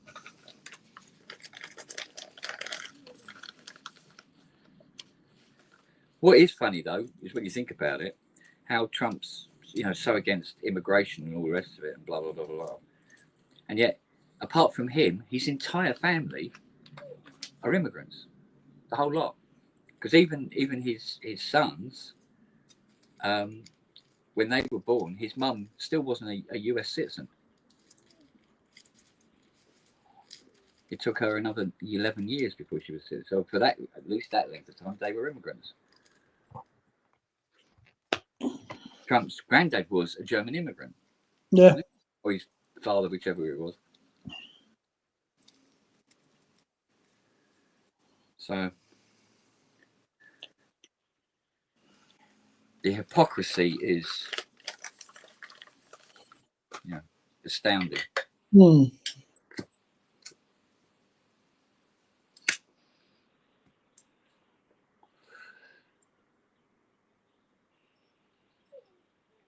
But it did give me an insight into just to what level news is manipulated and presented to people. Oh, exactly. Well, I mean, I knew it was going on. But even our press. I walked away from watching the news very early on in the COVID fucking thing, when you were getting the daily updates from Boris and it was fucking this, that and the other. And it was like, no, this is all bollocks, mate. The way they were putting it across, it was like, nah. And I haven't watched the news program since. Yeah. I haven't watched it, so 5 years, over 5 years. What I did find interesting, though, is, you had Musk, who bought Twitter, which became X, which was basically the propaganda selling forum. Oh, yeah. For the Republicans, because they didn't have one of their own. But now those two are falling out. And Musk is on the other side of the fence now. He's gone against courts and you name it, and all the rest of it. But now even he's now going against his own backer. You know, he's going against his own MAGA supporters. I mean, has the guy never watched Game of Thrones? You know, you don't. You know, if you get rid of all your allies, when the army of the dead turn up, you're fucked, mate. Yep. He's going to have a death like Littlefinger when they all turn on him. Well, Lord Baelish. Well, he's lived in his little gold toileted fucking palace in the sky his entire life. He wouldn't know real life if it jumped out and bit him in the arse. And that's exactly the problem. They've elected a man who doesn't have a fucking clue about real life. But I think real life is just around the corner for him, to be honest. Well,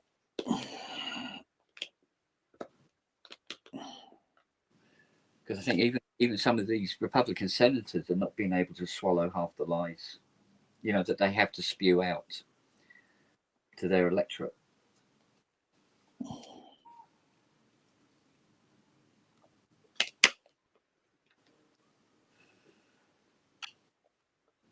But when it's all over and done with, and the dust settles, those who implemented it the worst,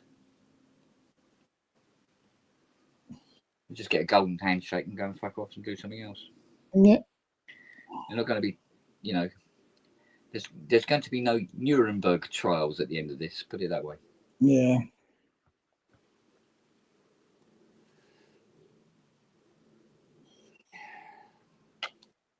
I mean, Trump's basically castrated the legal system in the US at the moment. Well, he is, isn't he? Well, no, because it gives people recourse to challenge him, doesn't it? Yeah, well, it's like I said, you know, that thing. It's actually a book, 10 Stages of Dictatorship. Yeah. And he's done 7 of them so far, and in exactly the same order as the book. Well, is it? And the thing that gets me is people are astounded by it. That's what gets me is people are surprised that this is occurring. Yeah, because one of the things you have to do, one of the stages you have to do, is you always have to do something. You do something minor, and then what you do is you wait a little while, and then you do something really major. Could be like completely illegal and all the rest of it. And everybody's focused on talking about that. And while they're all focused talking about that and arguing about it and all the rest of it, and blah, blah, blah, then you put in a load of minor naughties. Yeah. And nobody notices until after it's done. You know? No, mirrors. Yeah. And then when you get to the point to where that really bad thing is you do another bad thing. And then all this, when that really bad thing you've done first is like forgotten about because this is much worse. So they're not even looking at that. Yeah. Yeah. It's like I say, it's all smoke and mirrors. Oh God, isn't it? But there you go. Because I noticed YouTube's now filling up with all these videos of these disillusioned Trump supporters. Again, I'll keep away from all that shit. So, and there was one where this poor old woman, she's lost her Medicaid completely. Her school is starting to teach all this new rhetoric and stuff like that, and it's sort of like, God, it's so fucking Germany in the 30s, man. And I know, and she had voted for this, but she didn't know she'd voted for this. Because, like she said, she started off when she said, I'm a Republican. I've voted Republican my entire life. My family are Republican. Blah blah blah blah, and all the rest of it.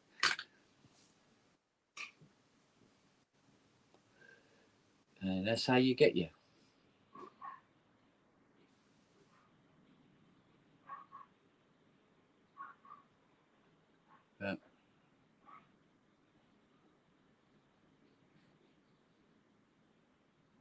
It is what it is. Yeah. Well, it keeps happening somewhere, doesn't it? Yeah.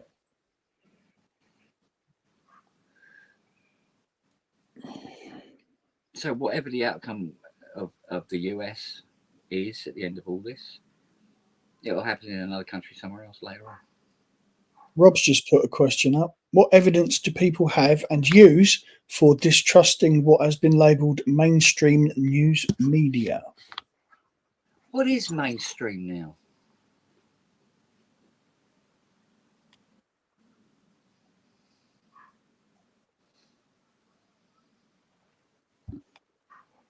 Yeah. That's a good point. Yeah, it is a good point. It's like, it got me thinking about, do you remember some of the news coverage about what went on in Belfast, Northern Ireland? Mm-hmm. I wonder how much of that was really... Because I was only small, and I just thought that, you know, the people in Northern Ireland were just being shits for no apparent reason. The fact that we stole their country from them and went around like we owned them. Yeah, that's a fucking hot potato, that one. Well, it's as hot as a potato then as Israel and Palestine is now. And I have friends in both camps on it, in a lot of these things, and I choose not to make any comment, A, because I don't know enough about all of these situations really, and B, because I've got friends in both camps. I'm not going to fucking say something and piss off some of my friends because I'm not informed enough. I just fucking, I don't say anything. I don't say anything because, you know, it's, for me, it's, no, I just don't. I just don't. It's just for me, because I like to think about things that are going on and look at the ins and outs of it, and, you know, the whys and the wherefores. But I mean, it's of no use to anybody or anything, you know. But that's exactly it, Rands. It's not worth burning friends over. Oh God, no! I don't think it should anything should get to that point. And that's why I just keep my fucking mouth shut where politics and things like that are concerned. Forget it. I mean, it's like this thing with Behringer. I know people who don't talk to each other now because one of them likes Behringer stuff and the other one hates it with a passion. You know? I owned very little Behringer until I got Dom's Model D. Yeah, it's all right, you know, and it sort of encouraged me to buy a couple of other bits and keep those, and it's okay. Well, I must admit, to begin with, I was not a fan of Behringer at all. Right, but then when I think back at it, right or wrong, I think I disliked Behringer without even trying or hearing any Behringer equipment because I saw it as a threat to my livelihood. Yeah. And in some respects it has been. But after purchasing various Behringer items,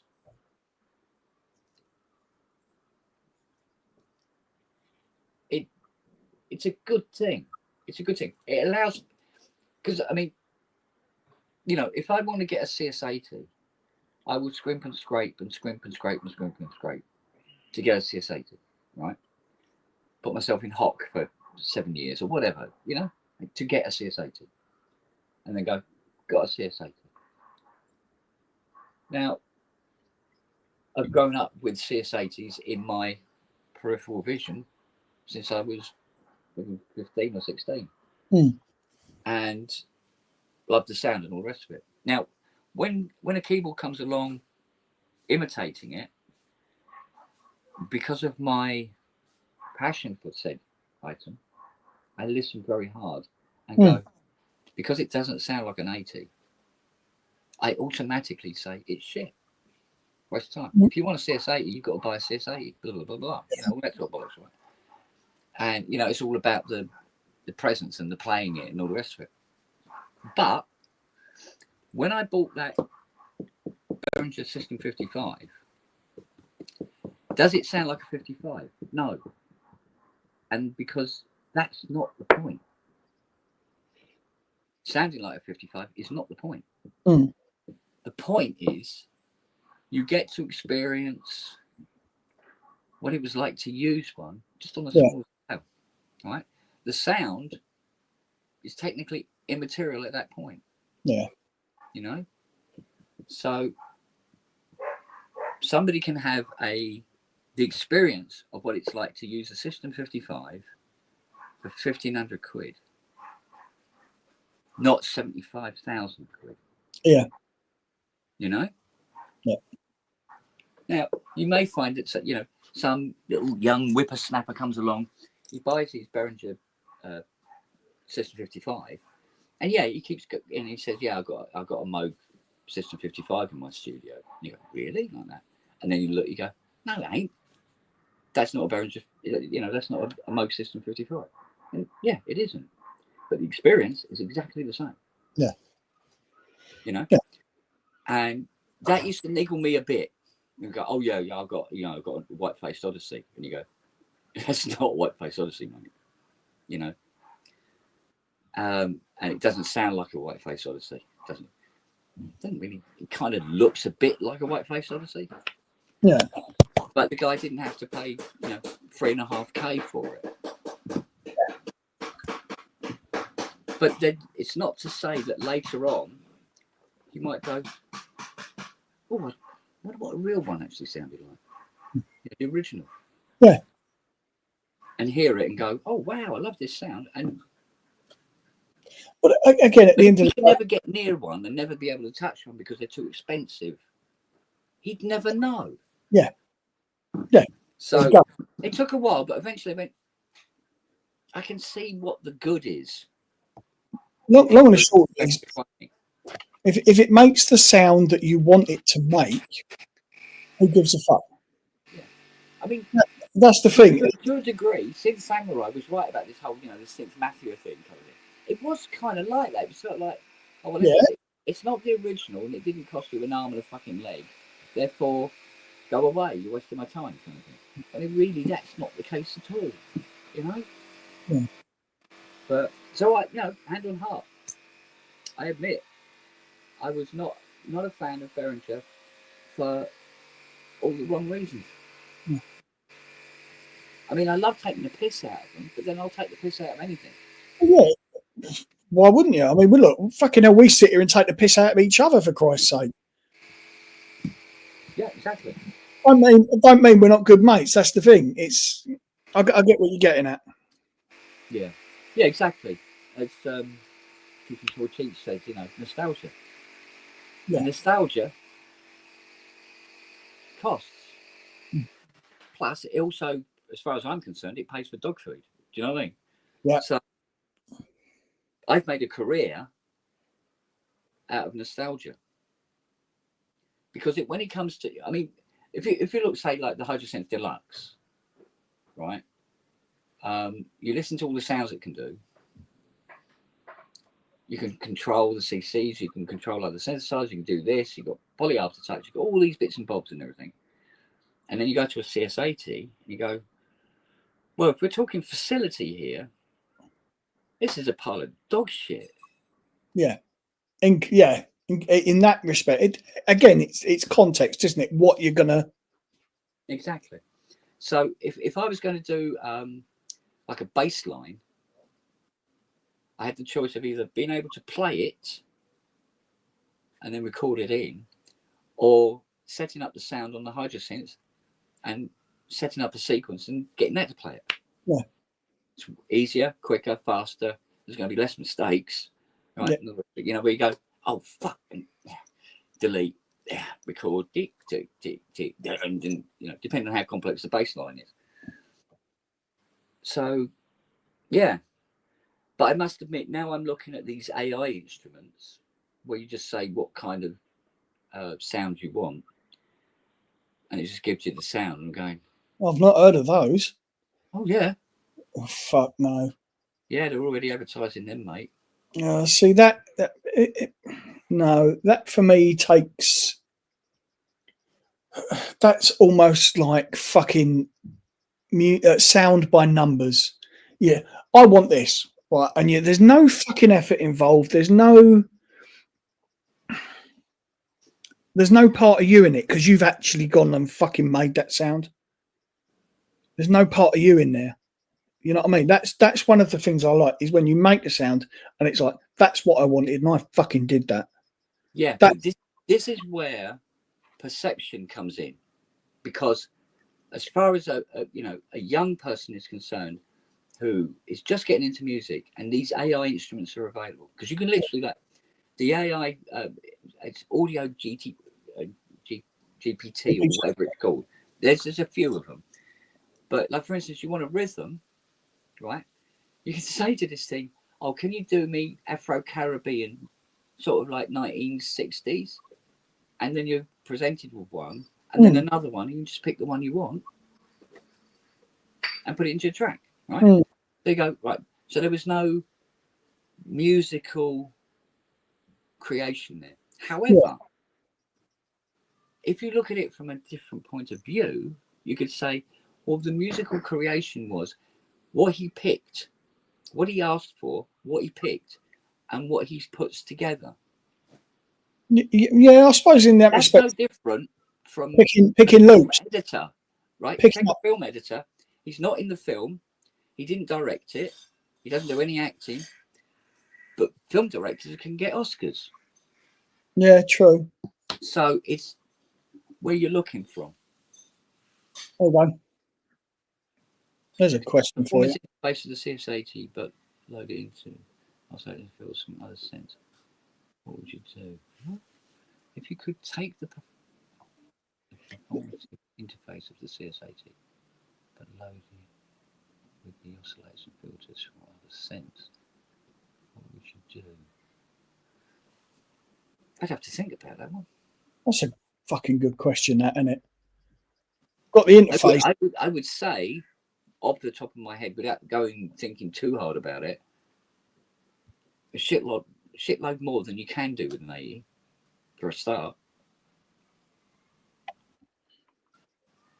See, like this concept that I've come up with this week. It's such an old genre and it's just been dropped because of it's not fashionable. But I think it still has room to grow and expand on and make it something quite different. You know, something quite different from it. But yeah, it's interesting. I mean, but even when it comes to CS80s, right? You see, this is the problem when you get into the nuance, right? You know what I said about the Behringer Model D doesn't sound like a Mini Moog. Mm-hmm. Well, when you really think about it, the answer should be a Behringer D doesn't sound like a Mini Moog, but which version? Because when it comes to you're into the original Model Ds, do you want a 79? No. Do you want a 76? Yeah, possible. Do you want a 73? Oh, yeah, please. But as with any analogs, they all sound fucking different anyway. Yeah. So it's not even a comparison, is it really? Well, here's see, because this is another thing. A company clones a synthesizer, right? Let's say, for argument's sake, they do a clone of the Mini Moog. Now, when they're cloning it, they get a Mini Moog and they clone it. What Mini Moog are they cloning? Because if it's a 79, it's going to produce a sound, even if it's like a faithful reproduction in terms of sound, it's going to produce a Mini Moog sound that I go, meh. Yeah. See what I mean? Yeah. You can't bloody win, mate. No. Just fucking leave it as it is then. But it's, sometimes I take the piss out of stuff that comes onto PSN, right? And penultimately, it's not what I think of that particular product or anything like that. It's, I think, as you know, like I've said to Robbie, I think my job on the show is to now and again, you know, just because you can, you know, I'm going to any names or anything, but you can have review shows and they're sort of like very, oh yes, well, very blah, blah, blah. You know, after 2 hours you're going, well, I still know what I knew when I started, kind of thing. And you know, just put a little bit of entertainment into it. You know, like Randy does with his. You know, you got your little segments and stuff, and you know, it's not rigorous. Yeah, like a lot of shows we said. Head down, girl. So so yeah, my job is to, you know, hang myself with a USB cable or something like that. You know, or crack a joke about something or whatever.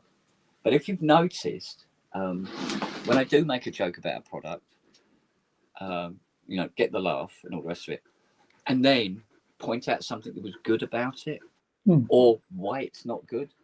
Yeah. Why I personally think it's not good, or, you know, and whatever. So to give a sort of like a balanced response to it. We've got our man in. Here he is, look. Heyo. All right, Mark. Oh. How you doing, darling? Pretty good, pretty good. Good man. Got a busy day ahead of me. Oh, yeah. But, you know, that's probably good. How you feeling, Matt? I'm good, thank you. Yeah. What, love? All is well. All is well. What do you want? Great. Yeah. So, there. Have you got any water? Have you got water in the kitchen? What is it you want? Do you want water? No? What do you want? They hear my voice. Me. You just want to cuddle, don't you? Yeah. Your little smooch bucket you are. just wants her dad. Jesus. She sleeps on my pillow on my head as it is at night. Oh, yeah. Don't you? If I get up in the night for a pee, she gets up and she follows me into the toilet and she sits down beside me while I have a pee. And again, comes back in, gets back up on the bed, gets herself comfortable again. You could have just stayed on the pillow, you know. But no, she wouldn't know where you are then. Yeah. Well, she does know where I am. She can hear me peeing. But no, she's got to be there. Got to be there. When she starts peeing with you, that's when it gets. Yeah, that'd be Lily. And she'd be looking at me going, well, you're doing it. Everybody starts to go in the tub.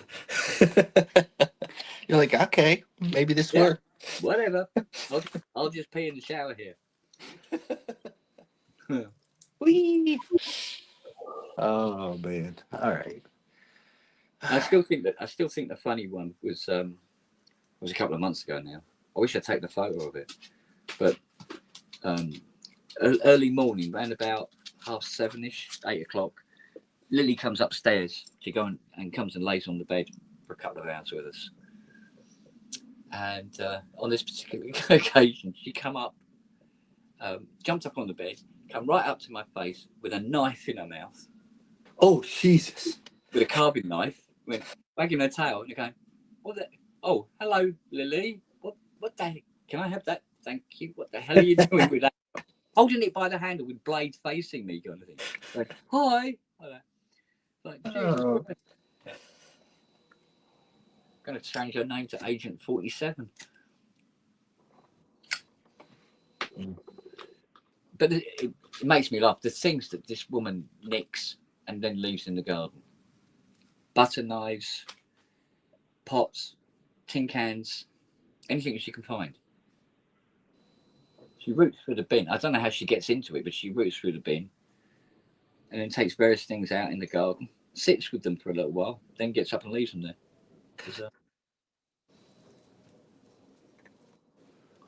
Right, I think we're at a point where we can fire this up and see if it is that board that's causing the issue. So, got to find a plug point.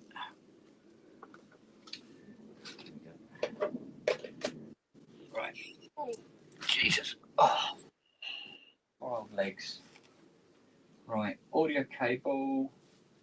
Where's the audio cable?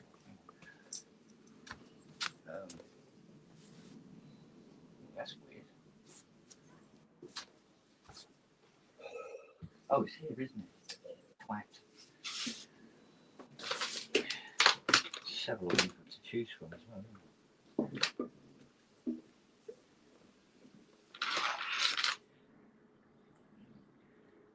So you got quite a busy day today, then? Oh yeah, yeah. I'm they've pretty much integrated me in now with. There's plenty of stuff going on. Oh yeah. It's good. It's good. It's all right. Yeah. I have some of my own clients that have been coming over, Yeah. and they're trying to adjust from kind of working just with me to now being, I don't want to say forced, but having to accept that I can't make every decision anymore, and I have to go ask this person, and they're kind of like, huh? Oh. Because I'm in a big organization now, so it's definitely a But isn't that slowing the process down?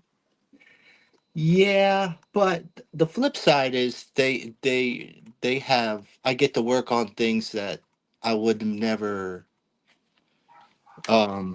worked on before. I mean, like they have their own like clients too, the large company obviously. So I also get connected with some that challenges me on a different level. Um so it's that's kind of the way it works. So I have some really brilliant minds around me, but sometimes things get slowed down because the brilliant minds want, their job is to look at everything, and I'm kind of like, I think I got the answer already. I already know, but we got to listen to everything they have to say, and they might change it too. And I have to. Oh, it's just, it's not really. It's just a different system, for sure. Yeah. And but hey, you know what? They gave me a chance. They hired me in a moment when I really needed somebody to step up. So Yeah. I try to not be too hard on, Yeah.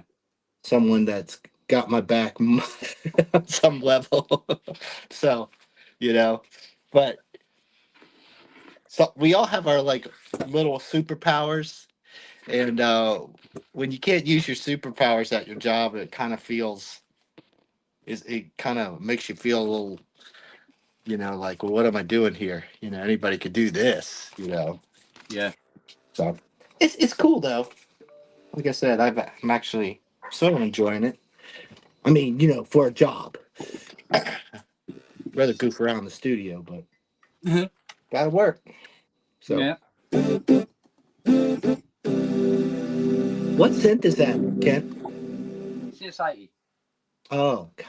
Is this the same one? Is this Steve Yeah, Winwood's? Or? it developed this issue where completely randomly it would do a voice out of tune, just beating, sometimes quite rapidly. But Did you discover this before you? no, it showed up after extensive testing. So the preliminary testing come up. You can put it back together now, but I always give them some extra testing. Oh, okay. So you did catch it. It's after a while it starts to do this. So it's I think it's heat related. Yeah. But so what I've done is I've swapped the board over because after looking at it, that's where both voices are controlled from. So it makes sense that that board or the SH board has the faults in whatever capacity that is. And so by swapping the boards over, if it gets rid of the problem, then I know that there is something somewhere on this board that's making it happen. And I just hope it's not one of these LSI chips, because they are rocking the horse shit. But, well, that's good. I mean, you've got such a good, thorough process that. Well, it's much better than 2 weeks later, you get this tense phone call. Yeah. The 80s, we've been playing it in the studio and it's doing this. Can we bring it back? And it's like, because if it's a return, I can't charge. Oh, yeah. Or I don't charge, put it that way. Yeah, no, I get it. So I could be working for another week, but now I'm working for nothing, and everything I'm supposed to be working on has fallen behind. And the phone calls start with, I thought you said the keyboard's going to be ready this week, and all this sort of thing. So, oh shit, yeah, makes sense. Why we do the extensive testing just in case. And I know deep down they'll get this back and they go,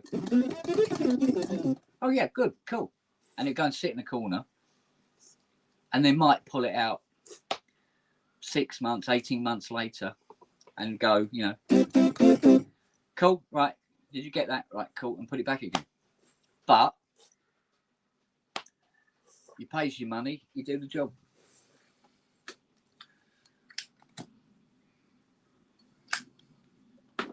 So sometimes you get sort of like, what would you call it? Could you call it not a reward, but a nice warm fuzzy feeling, like when I got the email from Hans Zimmer saying, oh, we've just pulled the 80 out of the cupboard. It's been sitting in there for about 3 years because we're going to do Blade Runner 2049, and we want that iconic brass sound. And he goes, and we plugged it in, gave it 10 minutes, started playing it. He said it was perfectly in tune and worked faultlessly. And I wrote back, in Messenger, I wrote back, sorry, it fucking should do. That's cool, though. That's really cool. And that's... He bought that in 2012. I think it was about 2012, 2011. And he bought it from Richard, fully restored. How much? So it's recollexed the works. 15. The pedal, the lot. 15. 3.5. What? That's what they were going for. That's what we were charging. And we had customers going, quite a bit pricey, isn't it? Because if you bought a CS80 out of the back of fucking Loot or something, or eBay, you could pick up a CS80 for like 500 quid. I mean, it wouldn't work very well because apparently there was nobody around to do them. So in a way, it's actually my fault. They cost so much. Silly son. I don't see that money. You're good at what you do. That's your fucking problem, man. I go, well, that's not fair, is it?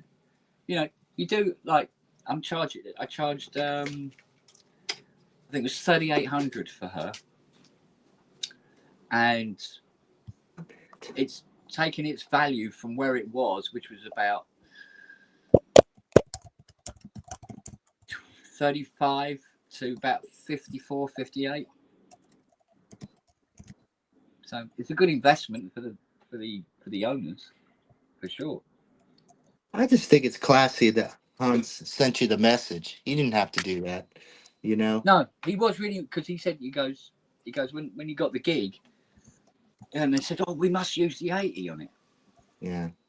And he's going, and he said he did think, yeah, if it works, I'd hate to pull this out and it sounds like a bag of nails, you know, because it, you know, his reputation and everything like that. And of course, it worked like an absolute dream. And I'm going, yeah, well, fucking auto, the amount of work I put into it. I mean, what helped was he wasn't, you know, touring halfway around the bloody planet with it every year. It might have been a different kettle of fish. But if it was out of tune, there would be a reason. And that's an acceptable reason for an 80 to be out of tune if it's been carted around the bloody world in, you know, touring. But who wants to tour with an 80 today? There are alternatives, aren't there? Gentlemen, I'm going to have to take my leave because we've got this fucking end of year barbecue thing at the school. So I will catch up with you when I get home. All right, darling. All right. Thank you very much. See you in a bit. See you, Ron. Ta-ta. Oh, fuck, I got to... Right. Ta-ta.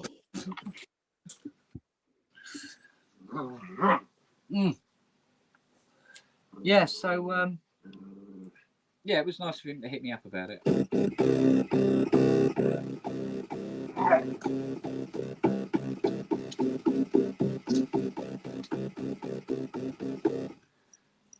I think I'll let her warm up. I'll give her a Cali and then test her. And if it works, I'll just use this board in it. Rather than, and then because that can go into the other 80 and there's absolutely no rush on that one. Yeah. The guy was very insistent that he said, yeah, as long as it takes. Because actually, I'm wondering if he's probably didn't actually have the money to get it repaired in the first place. So he's doing a bit of saving up, but yeah, I can move on to that one, but with this board. But at least I know what the problem is. It's not something on that board. End of.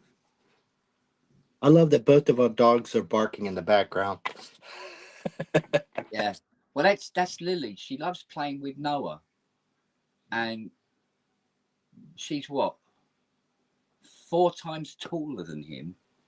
And she loves standing over him, biting his neck. So he bites her legs. Yeah. But he has to do all this, giving it all this to her as well. But they're the best of friends. They curl up and they sleep together and all sorts. But when she plays, sometimes she gets a little too rough with him because he's got that poor, that bad leg, the one that broke and set weird.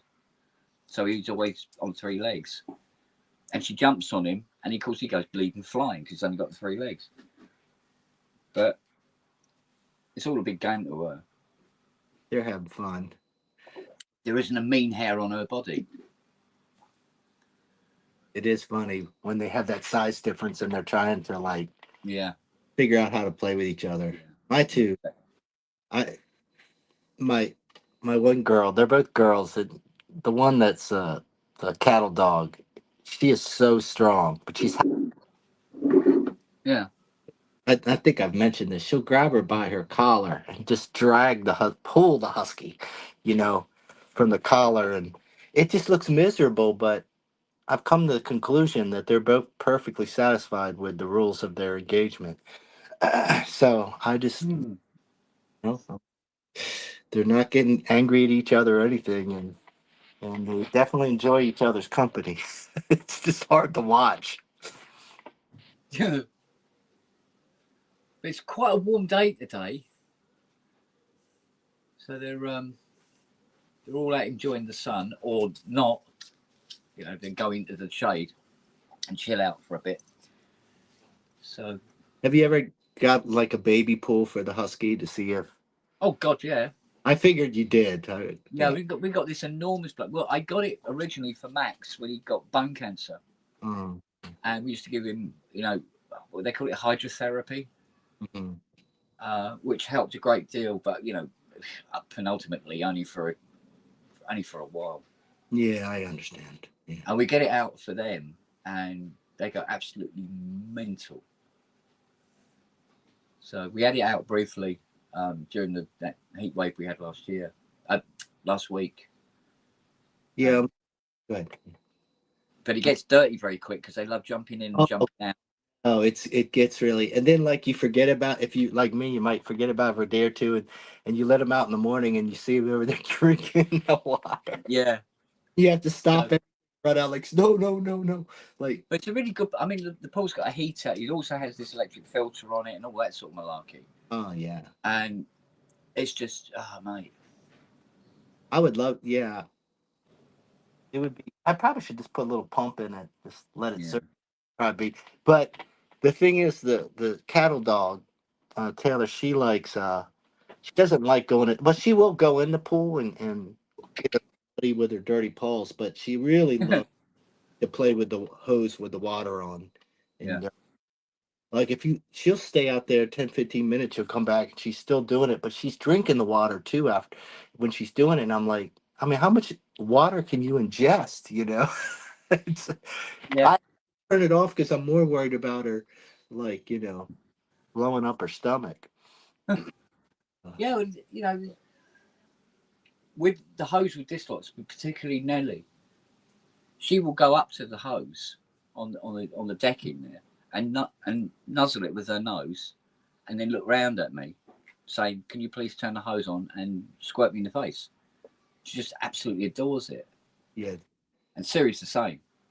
Yeah, so that's kind of one of the treats. Like when it gets real hot out, and if we haven't been outside walking or doing anything, which is becoming normal with my job, but I just turn the hose on, kind of just get the play stuff out for them, and it does what helps.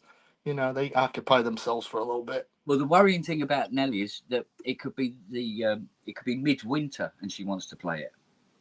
Oh yeah, yeah. Well, she don't care. She don't care. The temperature's got nothing to do with it. This is a game that she has to play, sort of thing. You know. mad moo, that one. Right, I need a trimmer. I have to sit up for a little while. Right, where's my trimmers? Should have one, haven't you? Oh, here we go. Yeah, there we go. Right, I think that's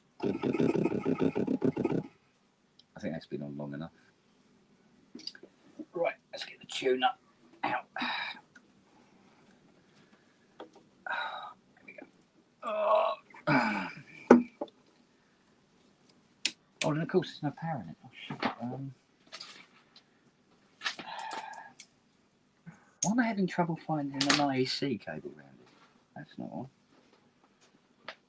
Should have IECs coming out in years. That one. Oh no, it's a blue go. Oh, I used it on a bloke wanted to test his keyboard before he took it. So I've got an IC up in the hall. Hang on a minute, Dave. Yeah.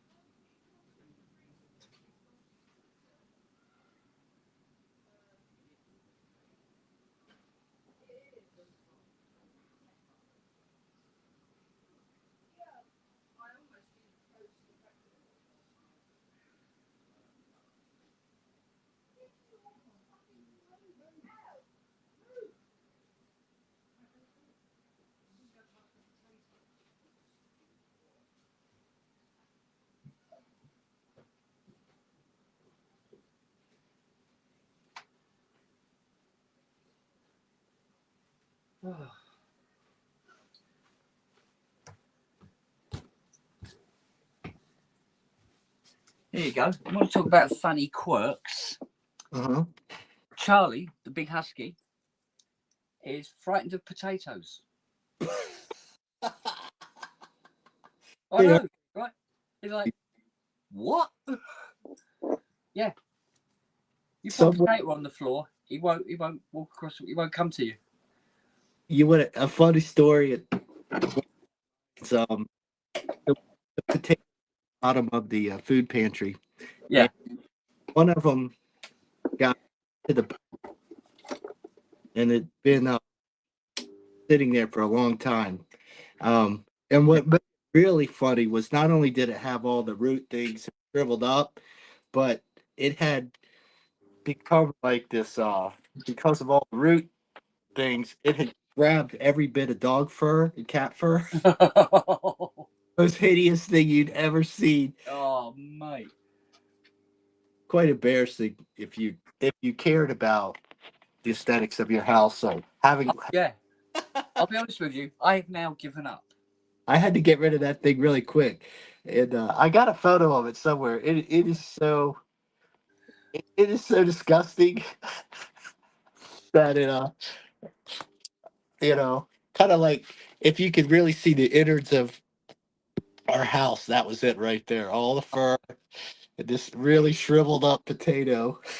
Because it was like because like Fiona used to hoover the front room every morning, and then we got Charlie, and after about 2 weeks, she goes, "I'm not going to hoover this every morning."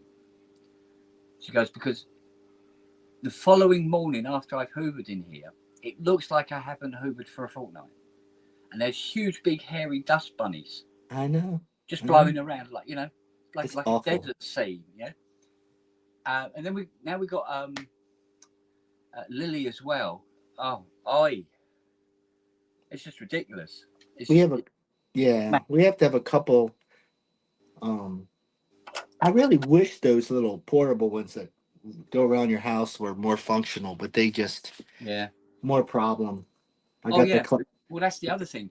That iRobot we got, it comes out and it starts going around the front room, and it'll get halfway around the front room, and then it will stop, and there'll be an alert on my iPad, and I'll look at the iPad. I'll be down here, sort of thing. I look at the iPad, and it says, "In need of assistance," and I go up there, and it's chock-a-block with hair, and it can't move anymore. It's all joked. It's like getting its butt kicked. Yeah. Help me, please. I'm like, no, look, this is actually why I hired you. Like, you're literally asking me to do your job now, which is offending me. Well, I told you the time the poor Oscar was just standing there, and he was such a quiet dog, and he's this border collie kind of style with all the fur, and he's standing there looking at me, and the damn thing is hanging off his tail, right? And that was one photograph away from taking down that company. I probably could have made a lot of money, say okay, but of course, caring more about the dog than a photograph, I was so horrified that I got over there as fast as I could, to get it off of him. But that was the moment I was like, okay, like this is gone. Get rid of the damn thing, it's just not gonna work. Yeah. Well, we have multiple. I have a couple different vacuum cleaners. I could probably use another, but the only carpet we really have is in the basement now, and I can come down here. And the dogs aren't even down here much. It's mainly cats, and I can fill that thing. I can fill that bag up. What, 2 minutes? I mean, it is unreal. Yeah. Like how. Yeah, because I can remember days when he used to empty like when we had the big Dyson. Yeah. He used to empty that out maybe once a week,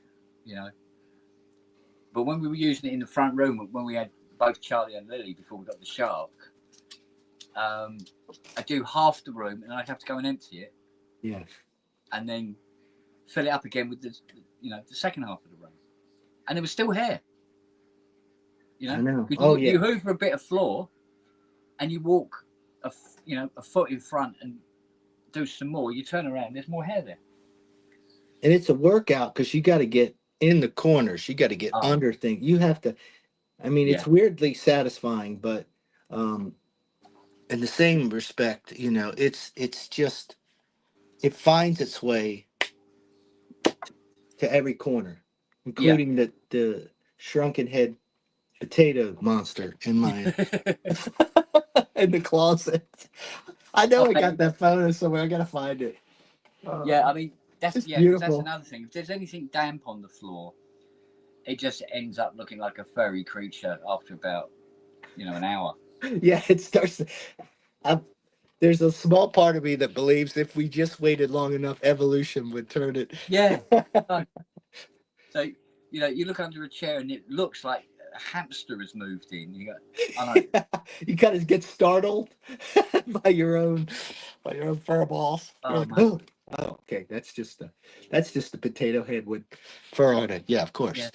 But of course, it at first glance it feels unhygienic when you're in the kitchen. Yeah. And just big hairy dust bunnies on the floor wherever you look, and there's hair on the side.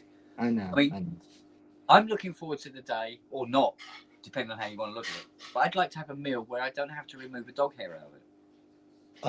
Or go out for me, like put on a piece of clothes, and not have just white strands on. I mean, it's gotten to the point now where I just stop caring.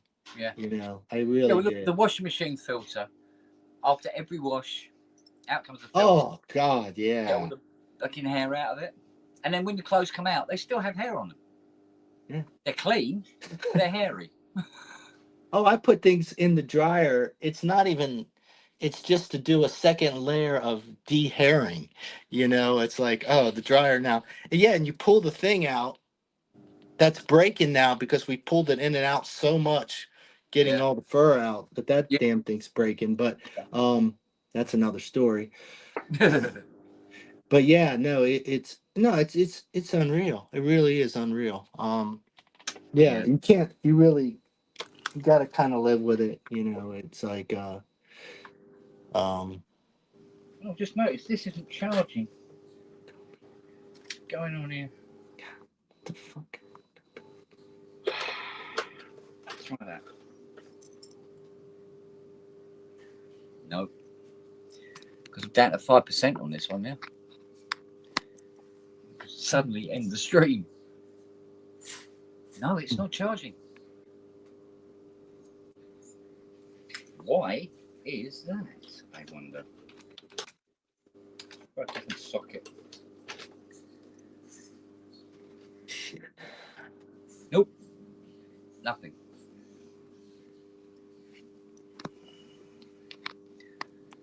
Try that.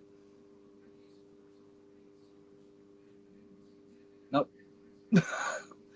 I better go and get another charger down. It's either the cable or it's the charger itself. Because that is an old cable and it has seen a lot of action. So let me go and get another C.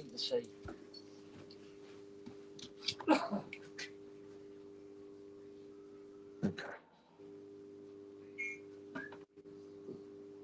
Oh shit.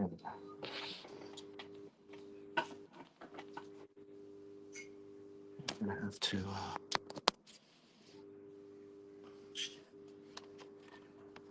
see if that works. Oh, okay.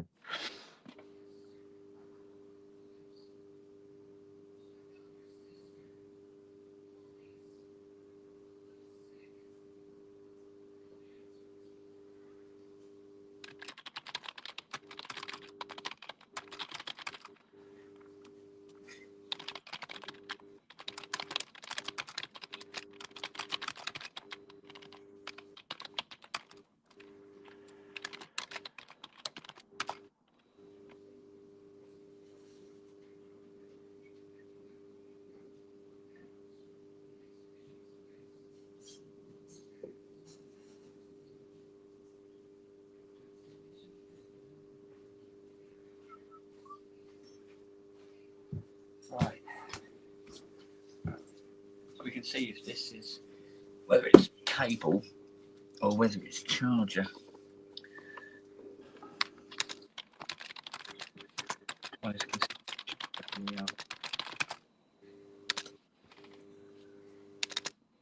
Cable. So it looks like that charger cable's bought the phone. Speaking of charger cables, my son is burning through these Apple cables. It is unreal. Like, and now the actual physical, I guess the adapters, the charger thing, are starting to fail. Which I've never had that happen, but on the new the latest versions, I guess it's a USB-C. Yeah. They're failing, and I've What never had that happen before. What I've done is I started getting these ones, right, and they have 2 C points on them instead of just. Yeah, I was looking at those. These go on and on and on and on and on, right? And as far as the Apple charging cables, a normal cheapo one out of Amazon does the same job and got, if anything, more longevity. Yeah, I'm not seeing. It used to be. It seems like, and maybe I sound like an old man, but it seemed like they used to be better quality. But something has happened, and I'm not sure. Could be because they use more power or something. I don't know. Something's happening. More current draw on them.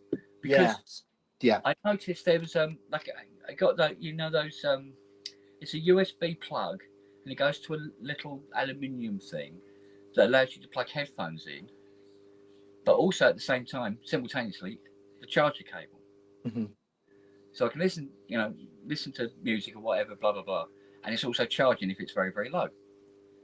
And on my old iPad, which is old, which is funny enough, this one. There never seems to be a problem. However, when I plug it into this one, which is the 11th gen one, it gets roasting hot.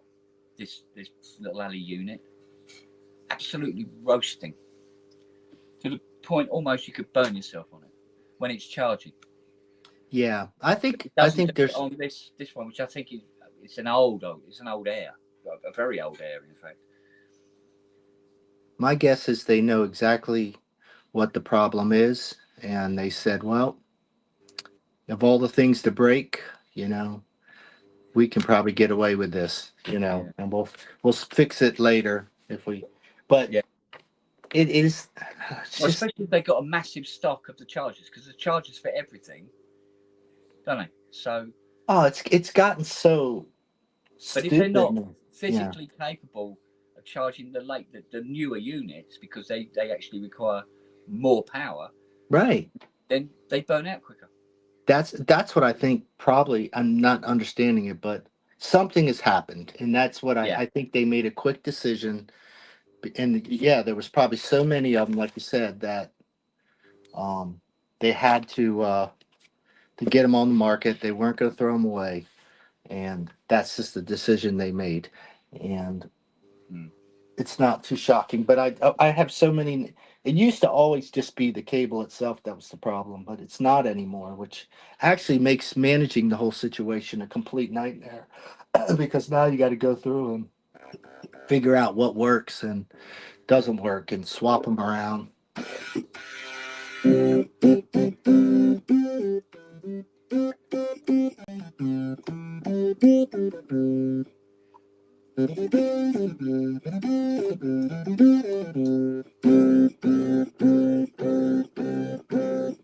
needs a little bit of calibration, but it's not jumping around like it bloody was.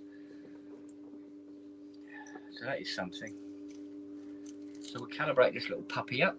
So we want 2 foot, both banks, bank 1. There we go. Oh, mate. I've got to, I mean, if I can get this done in time anyway, after I've got this all working and happy, bolts are all up, I've got a Quadra to look at, and honest to God, you've never seen a Quadra so immaculate.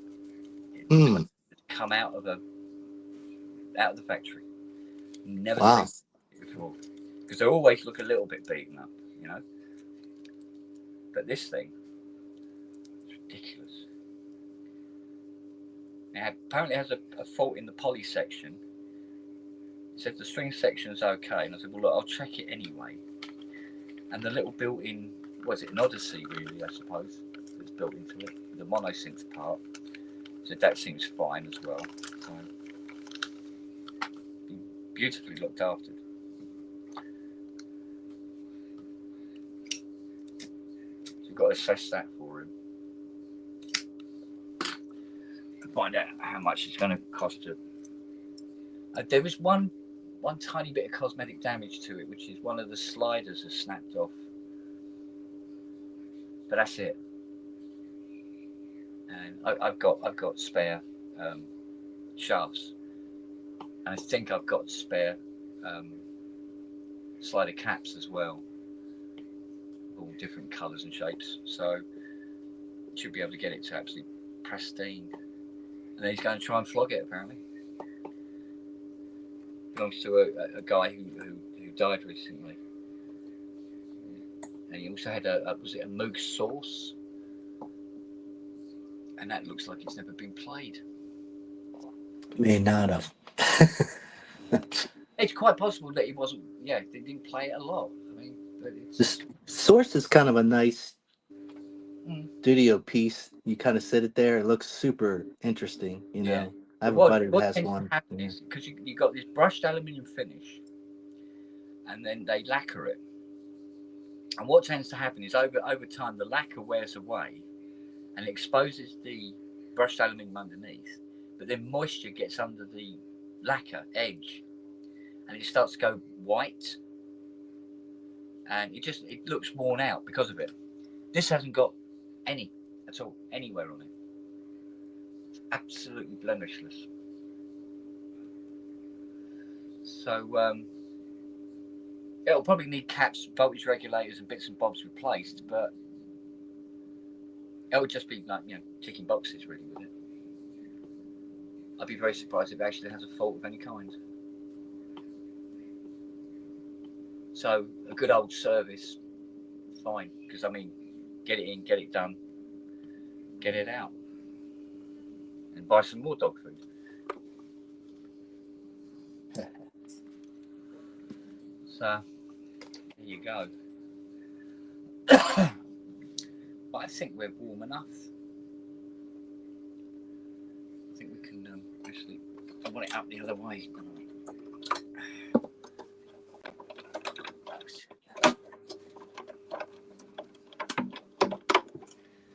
Sitting up that way. Where'd it go? Hopefully, I put these in the right hole. So I have to test now. No, put them in.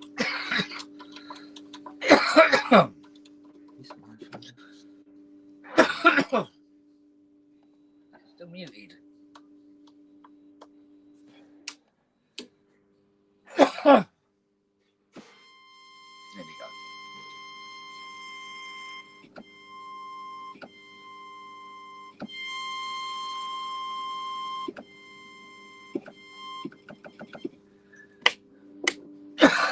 Reset. Right, Ross 1, 2. It's on 2 foot, isn't it? Right, no modulation on. Centered. Centered. Okay, all good. Okay. Let's calibrate. Bank 1. Mute. Okay. Oh, she's out a bit.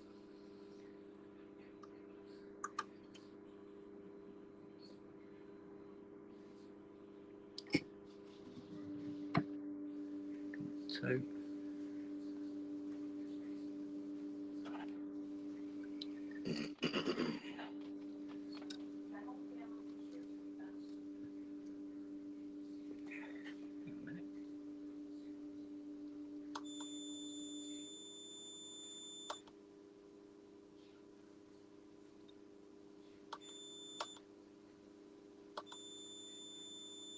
Oh, God. That's weird.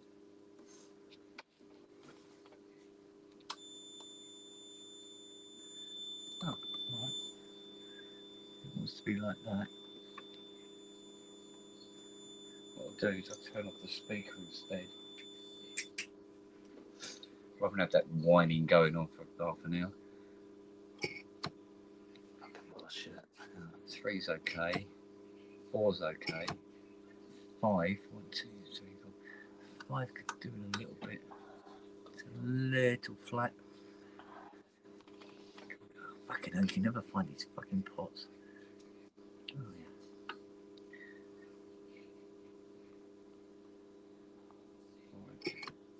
6 is okay. 7's okay. 1, 2, 3, 4, 5, 6, 7, 8.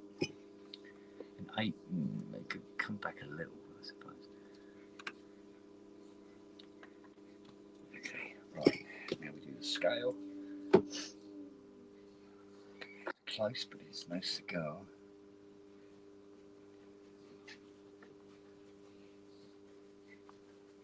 One.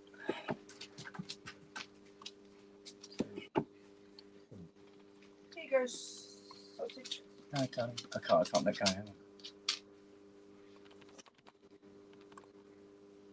Ooh, shit. Made it jump. I put it. Oh. Thank you, Chef. I found the one. No, I'm all right at the moment, thank you. 4. I 4's wasn't out. going to do those today, but when I got them out, they were already defrosted and clumping together. But if I refroze them like that, Yeah. I'd never get them apart to put them. Dave was saying he has the same iRobot problems we do. Right? With dog hair and cat hair. Of course. Yeah. Yeah, I think they need to make those iRobots smaller too. Like they're almost too big, you know. Yeah. It's like it's almost wish they were more powerful but smaller, so they could kind of get around a little bit. Yeah. Well, it's always going to be a bit of a trade-off, I suppose. The smaller, the power chopper. Yeah, I know. Probably get expensive. Yeah. But, not that they were cheap to start with. Yeah. No. God, this is such a shit. This sucks so bad. This is terrible. Soil. Chromium 6, chromium.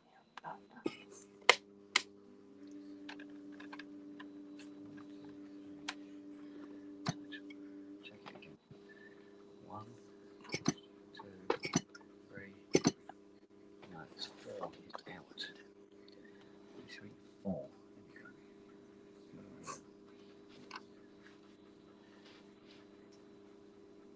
There you go. 5, 1, 2, This is 5.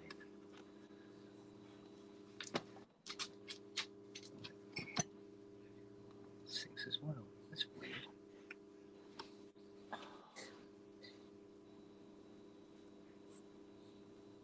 6, 7, 5, 6, 7, 8. Yeah, okay, cool. Right.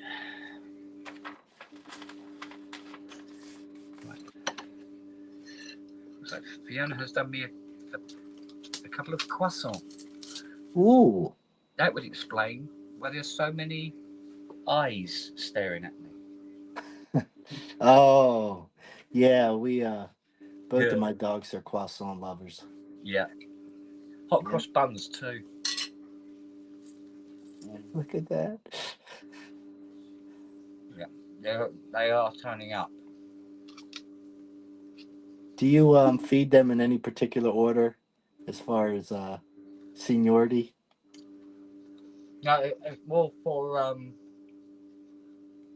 arguments. So done in such a way that they all finish at the same time. Yeah. So Charlie, then it's Nelly, Siri, Noah, and then her. And that girl.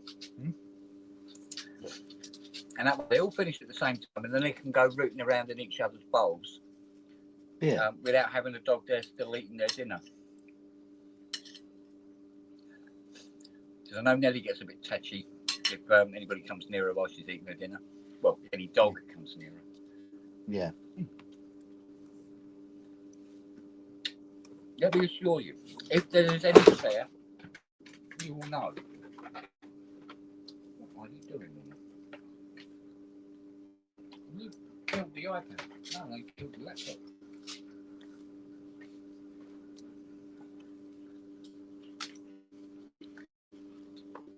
Mind where you're putting your legs, because that's turned on. Oh, mate.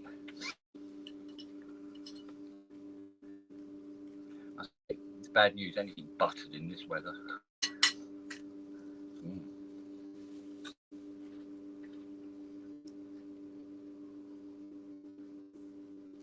No.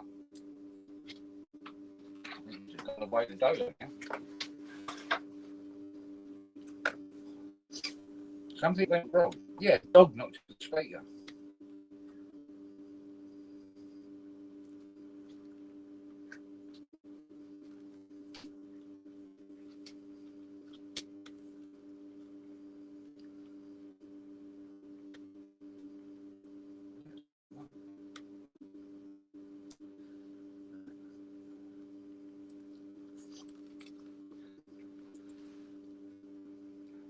Or mute it.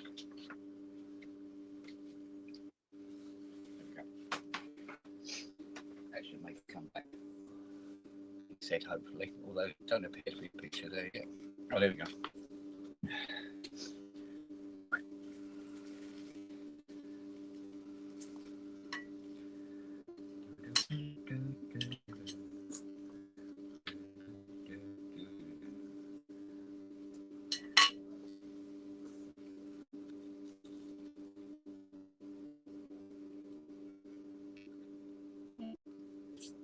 I like it. I must admit, I like my croissant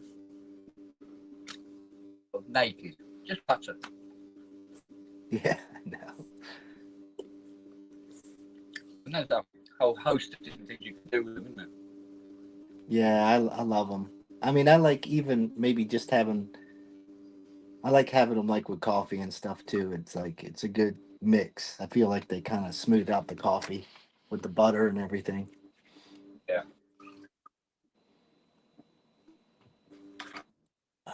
Mm. Yeah, well, I'm off coffee at the moment. Oh, really? Stomach or? Not allowed it. Yeah, because of this GERD thing, this heartburn, chronic heartburn thing. Yeah. And it's, you go, yeah, you're better off not having coffee at the moment. Yeah. But I've never not had coffee. It's hard, but you kind of work your way around it. So I haven't had a cup of coffee now for, well, a week. Yeah.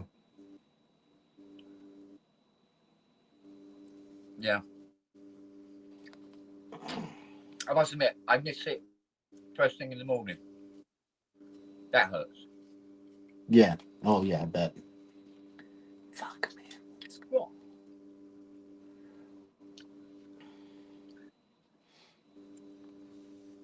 Oh, see.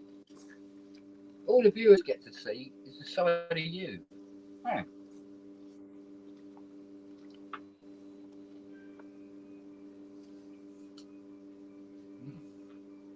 I've never seen so many systems for Weird, like an because work. Go ahead. she's moved and the picture hasn't updated. If she's moved, the picture hasn't updated, but it's updated on the laptop, but it hasn't updated here. Oh, there we go. It's like it's 1 frame per week at the moment.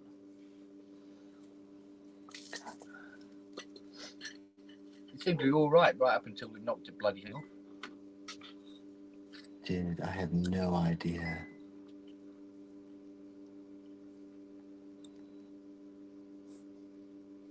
Oh, God. All right.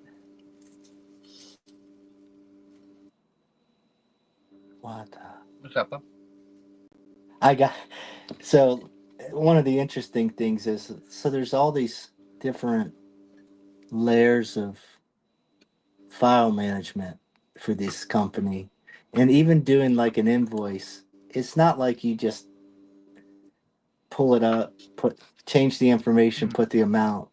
It goes to this really non-intuitive screen with different tabs, and you got to do like specific things on it. And it's just, and they've shown me, and it's like, I really have to write it all down because it's just very bizarre.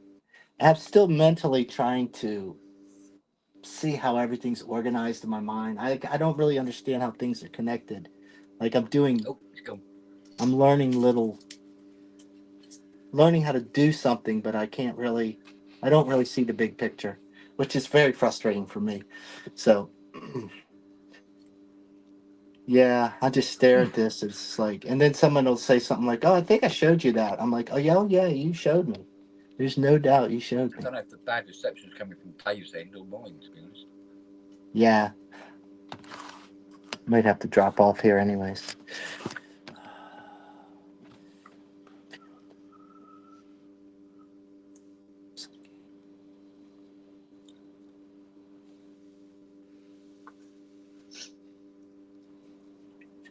Excuse me.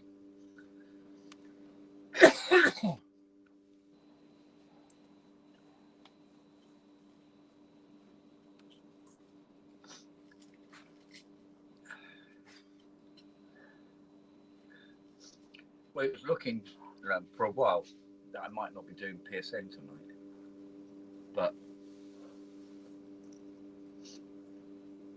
the improvements have been, getting better and better every day. So yeah, well, it's got to be hard to kind of. You go ahead. Yeah. So this morning was a bit tricky, but it settled down a bit. But of course, now I'm eating something. 2 hours from now might be a different story.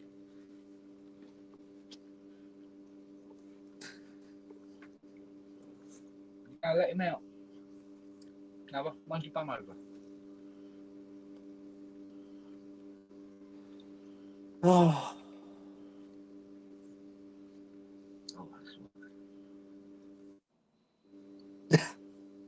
Nice. I mean, that's the catch-22 of it. If I don't want to have that pain anymore, all I have to do is stop eating. So, it's basically, if it doesn't get you one way, it gets you the other. Yeah. Sometimes the body gets out of sync too, and it's just. No, I'm sorry, I can't even let these crumbs go to waste. Beg pardon. Right. Let's take this plate in. Otherwise, I'll be up to my neck in dogs for the next hour. Come on. On the plate.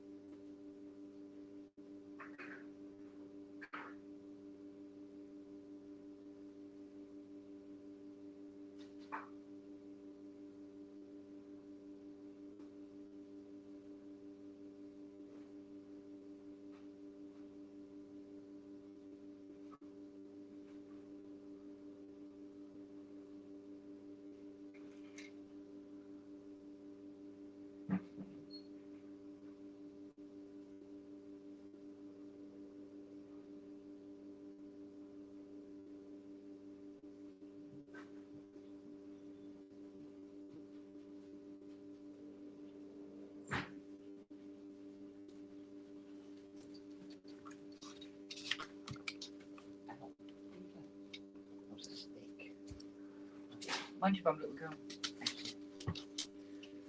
Right. Oi, oi, oi.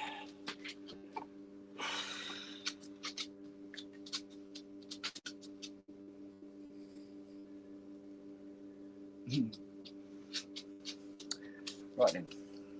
Next. Got to do all the spans now.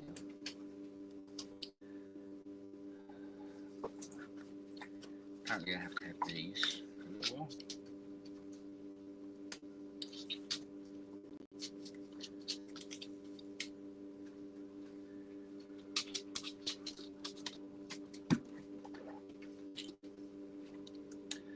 It's not unpleasant. It's quite nice actually.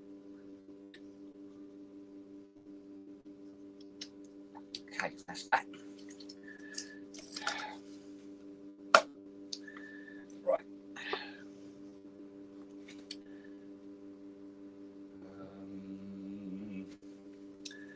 Okay, where was I? What I need more than anything else at the moment is sleep.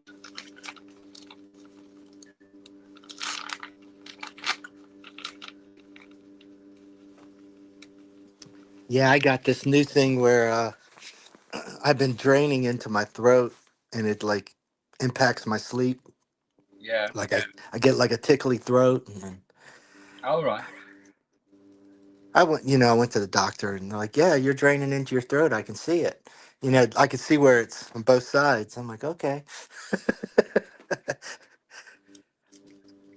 I'm So what do you starting to reckon? check. Do you reckon Yeah. there or infection or There could be some kind of low grade infection.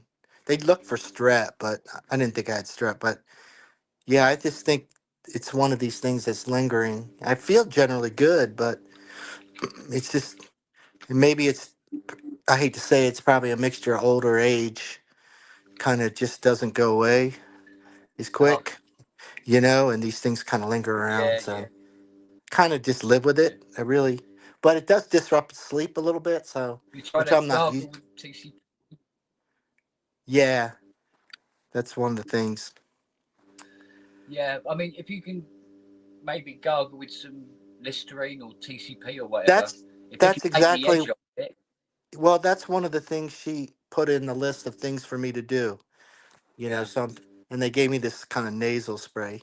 It's really it wouldn't be a problem, but when the sleep gets off, I wake up, and you could probably appreciate this. You're a little fuzzy, so you start yeah, pounding the coffee to balance yeah, out the fuzziness, which kind of like yeah, you go down a weird cycle of self management, and then the whole thing kind of gets out of balance with your body, yeah.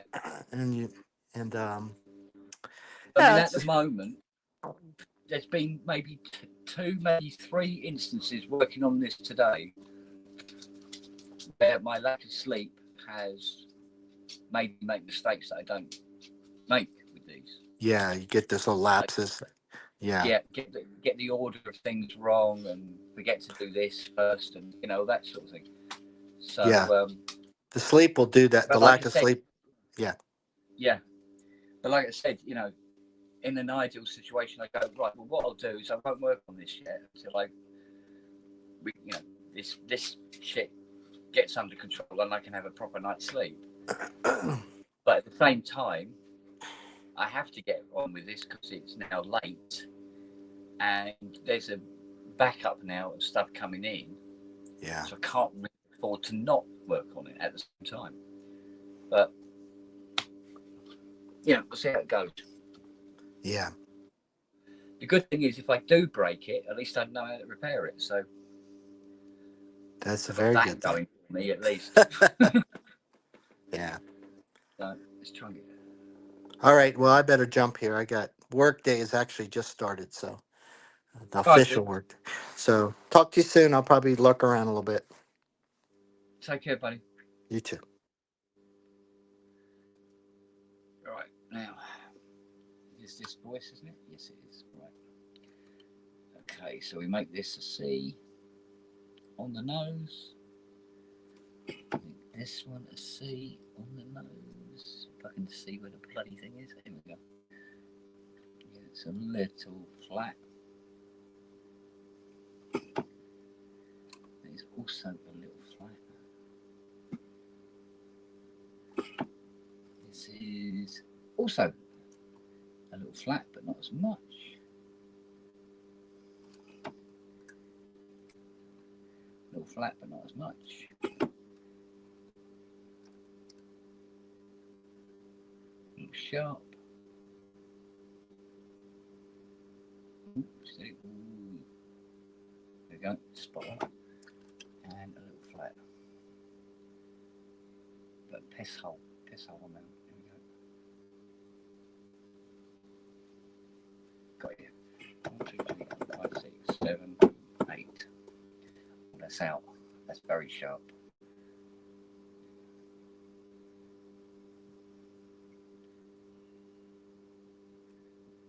Okay, good. Right. 4 foot.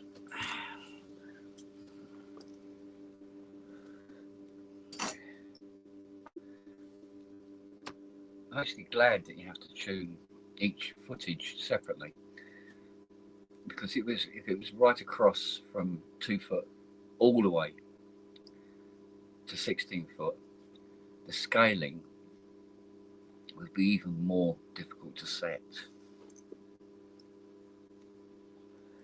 So, in a way, although it's a massive, piss about calibrating them,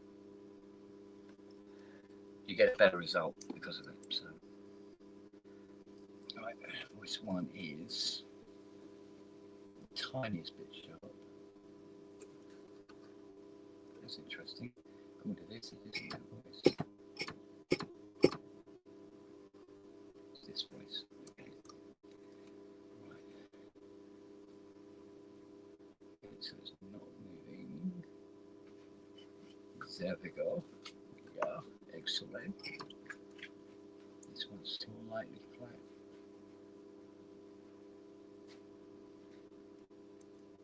Oh, that's weird. I have to reset it. Hang on.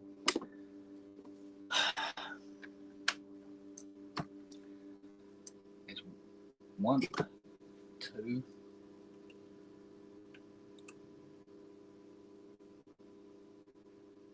Yep, 3. 4. Slightly flat. 5. Spot on. 6. Spot on. 7. Tiny bit flat. 1, 2, 3, 4, 5, 6, 7, 8. There we go. Slightly sharp. Sorted. Well hard. There we go. Right. 8 foot now. That's not bad either. Not bad at all. Cool. Voice 1. Sharp. Not now. Voice 2. Get on. Voice 3. Get on. Voice 4. Flat. Voice 5. Tiny bit flat. Same for 6. That's piss hole, basically. 7. Same.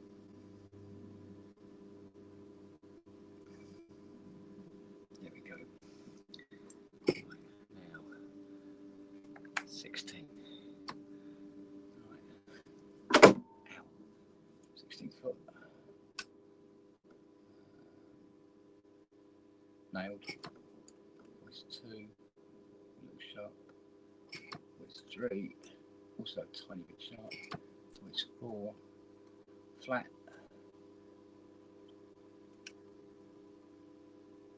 Gotcha. Voice 5. Tiny. Barely turning.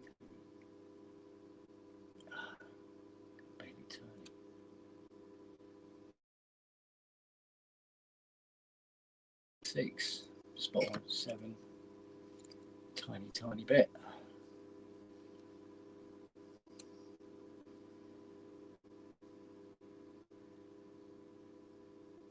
Interesting.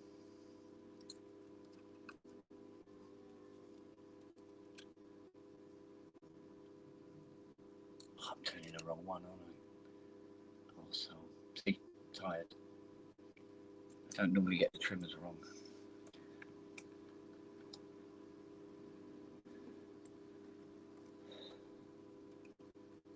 Tight and fucking exhausted.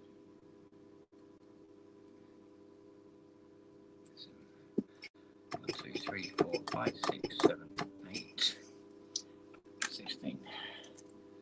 There we go. Right. Apparently, that's bank one done. So listen. Not hearing anything. Interesting. Oh, because I turned the speaker off, didn't I? Because the muting wasn't working properly for a while.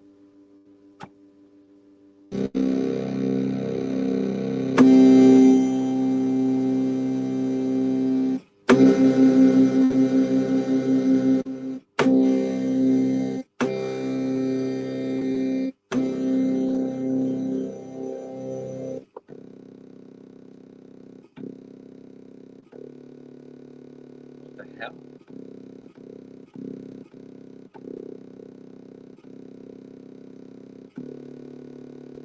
Which one is doing that? Voice one.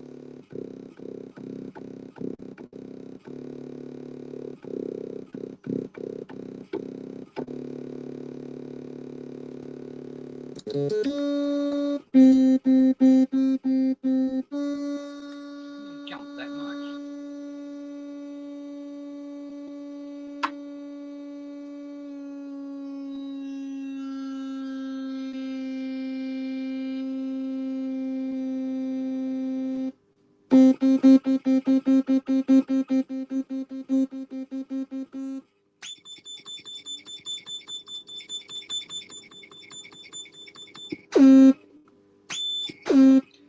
I tell you what, I'll tell you something else it's doing. It has a little bit of portamento on it.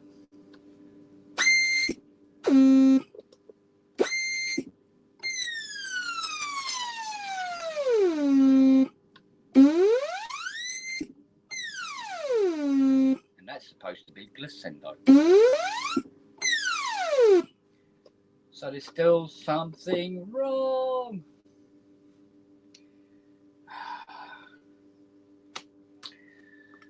And I don't know if I'm compass mentis enough to repair this at the moment. But we'll have a look. We'll have a look. Because time is of the essence. Let's have a look. Right, portamento circuit. This is where it gets interesting. Give me a schematic, bitch. Now here we go. Right, portamento I think comes in up here, or goes out up there.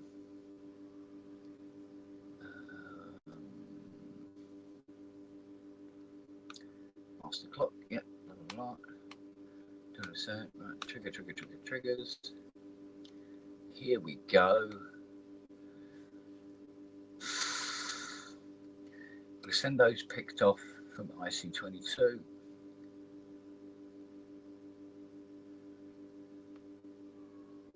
Clock oscillator for portamento glissando. That must be running because it glissendos and it gets longer when you turn it up, so fine.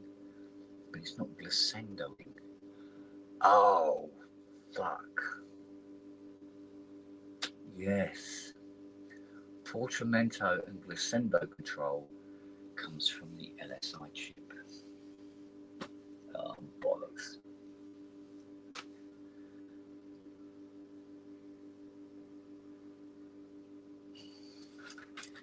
That's one of these custom white ceramic ICs with their little gold legs. So the LSI might be damaged. Might explain for the random movement of the pitch as well. Oh, bottom.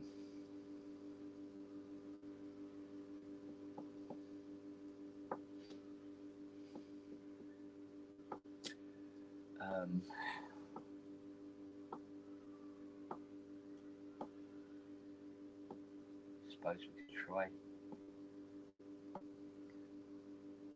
swapping over one from this board.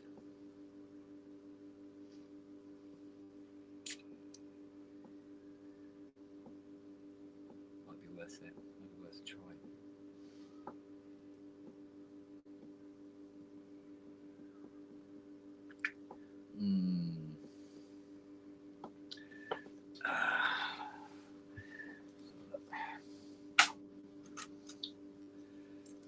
So if we pull the 27 out of this, still means we've got to replace it, but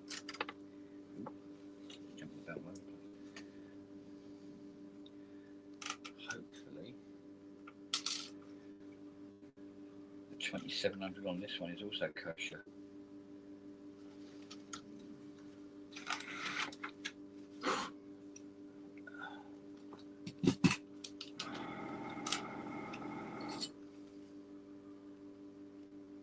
Oh, that's the big one. Where's the little one? Where's my little poker?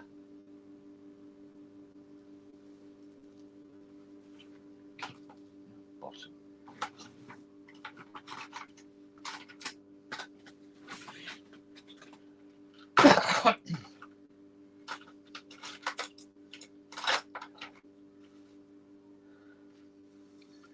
The more I think about this, the more I don't want to do it today.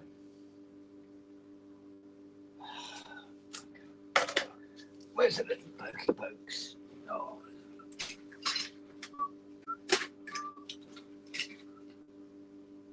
No, that's not it. No, that's not it. He's oh, crying out loud.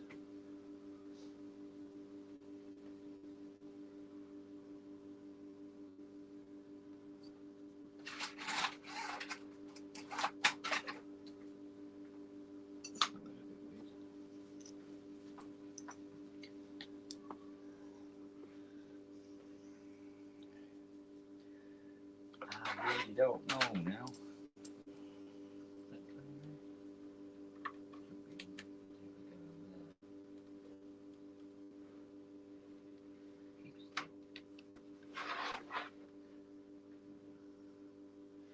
It's more my arm than anything else, isn't it?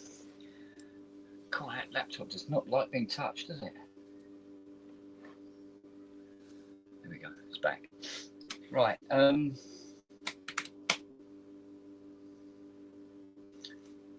I've got no idea now. I'm all 280.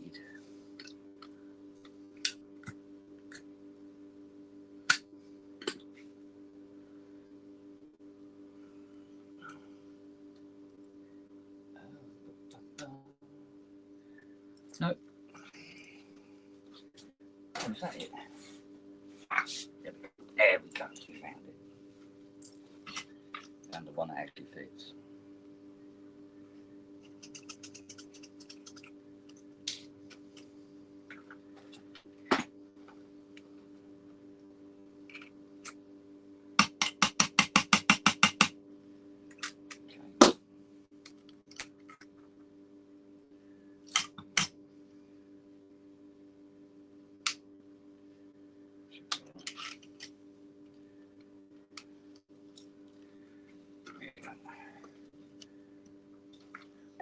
Bring this round.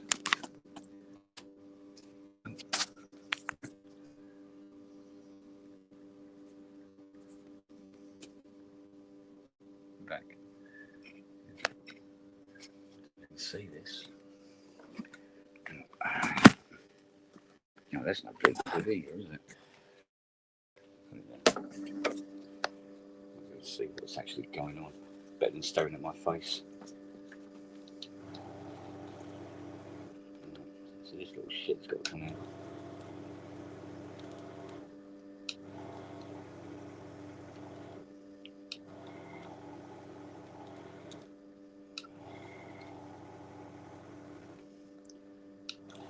Well, there seems to be a distinct lack of people coming into the room today. You normally have you know, 4 or 5 people.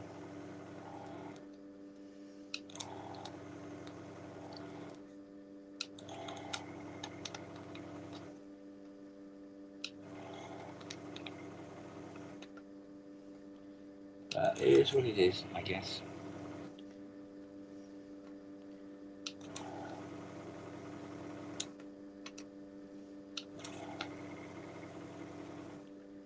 Can't be an 8-leg IC, can it? Has to be the 40-leg one.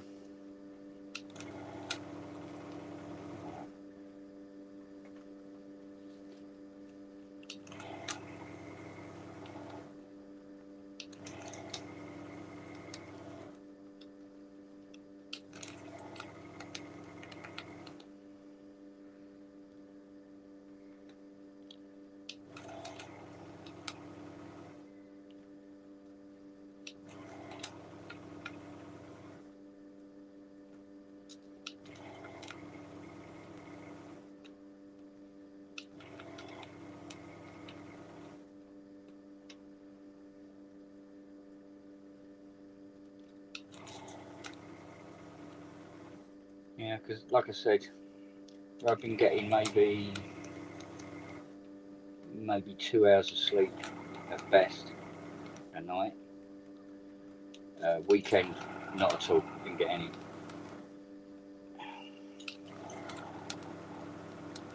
Maybe I'm not really compass mentis enough to be working on this.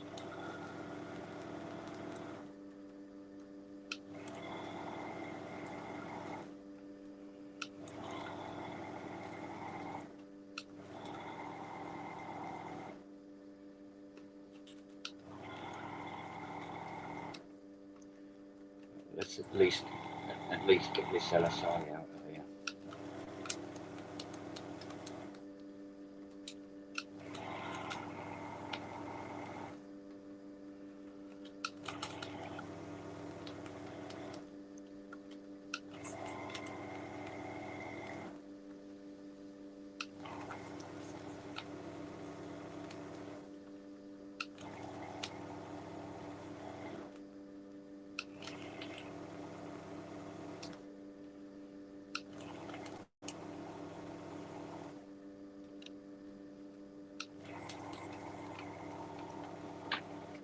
Right, now, with any luck,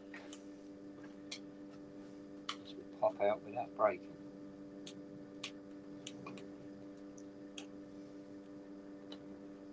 He said.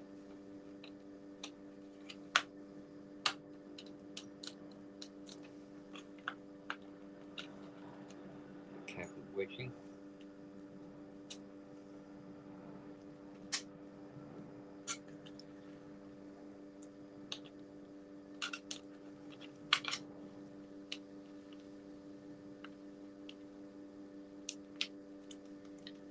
Break one of the legs off. I am buggered. There we go. She's out.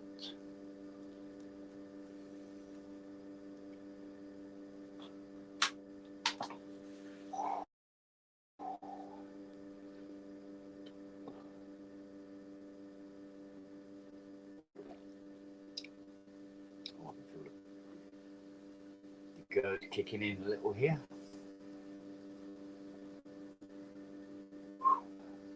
Wow.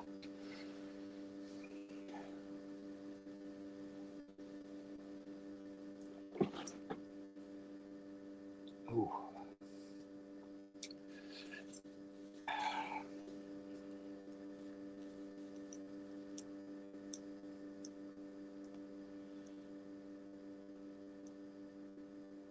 What's that, Buds? Lisa? How am I going to manage on PSN? Yeah, good point. I don't know. I might be able to go 2 hours without having an attack. I think if I do, I think what I just have to do is just turn the camera off, get through it, and then come back. I think it's the best way of going about it. Because once it does finally ease off, you know, and the sweating dies down, hyperventilating and all that crap, I'd be good to go again. But yeah, when it gets, you know, when it gets to its peak and it gets really painful, you can't think straight, you can't speak or anything. So it'd be better off that I just turn the camera off, mate.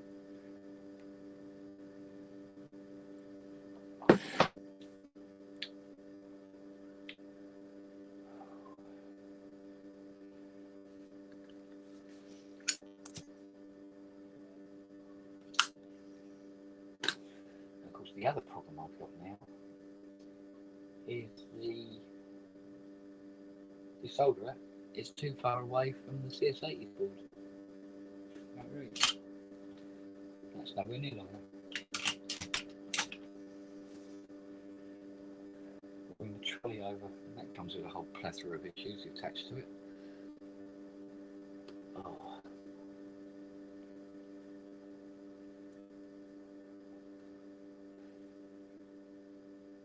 Oh, mate. So,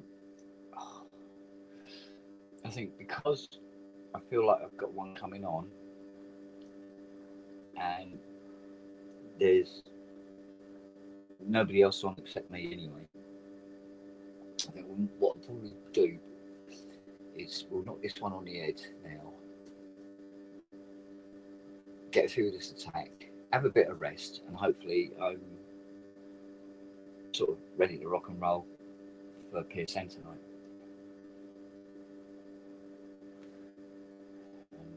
That might be the best course of action, gentlemen. So, sorry about that. It looks like I'm going to have to temporarily knock this on the bleeding head. Alright, so you lot, look after yourself. For Christ's sake, stay healthy, okay? And I hope I see you all later, okay?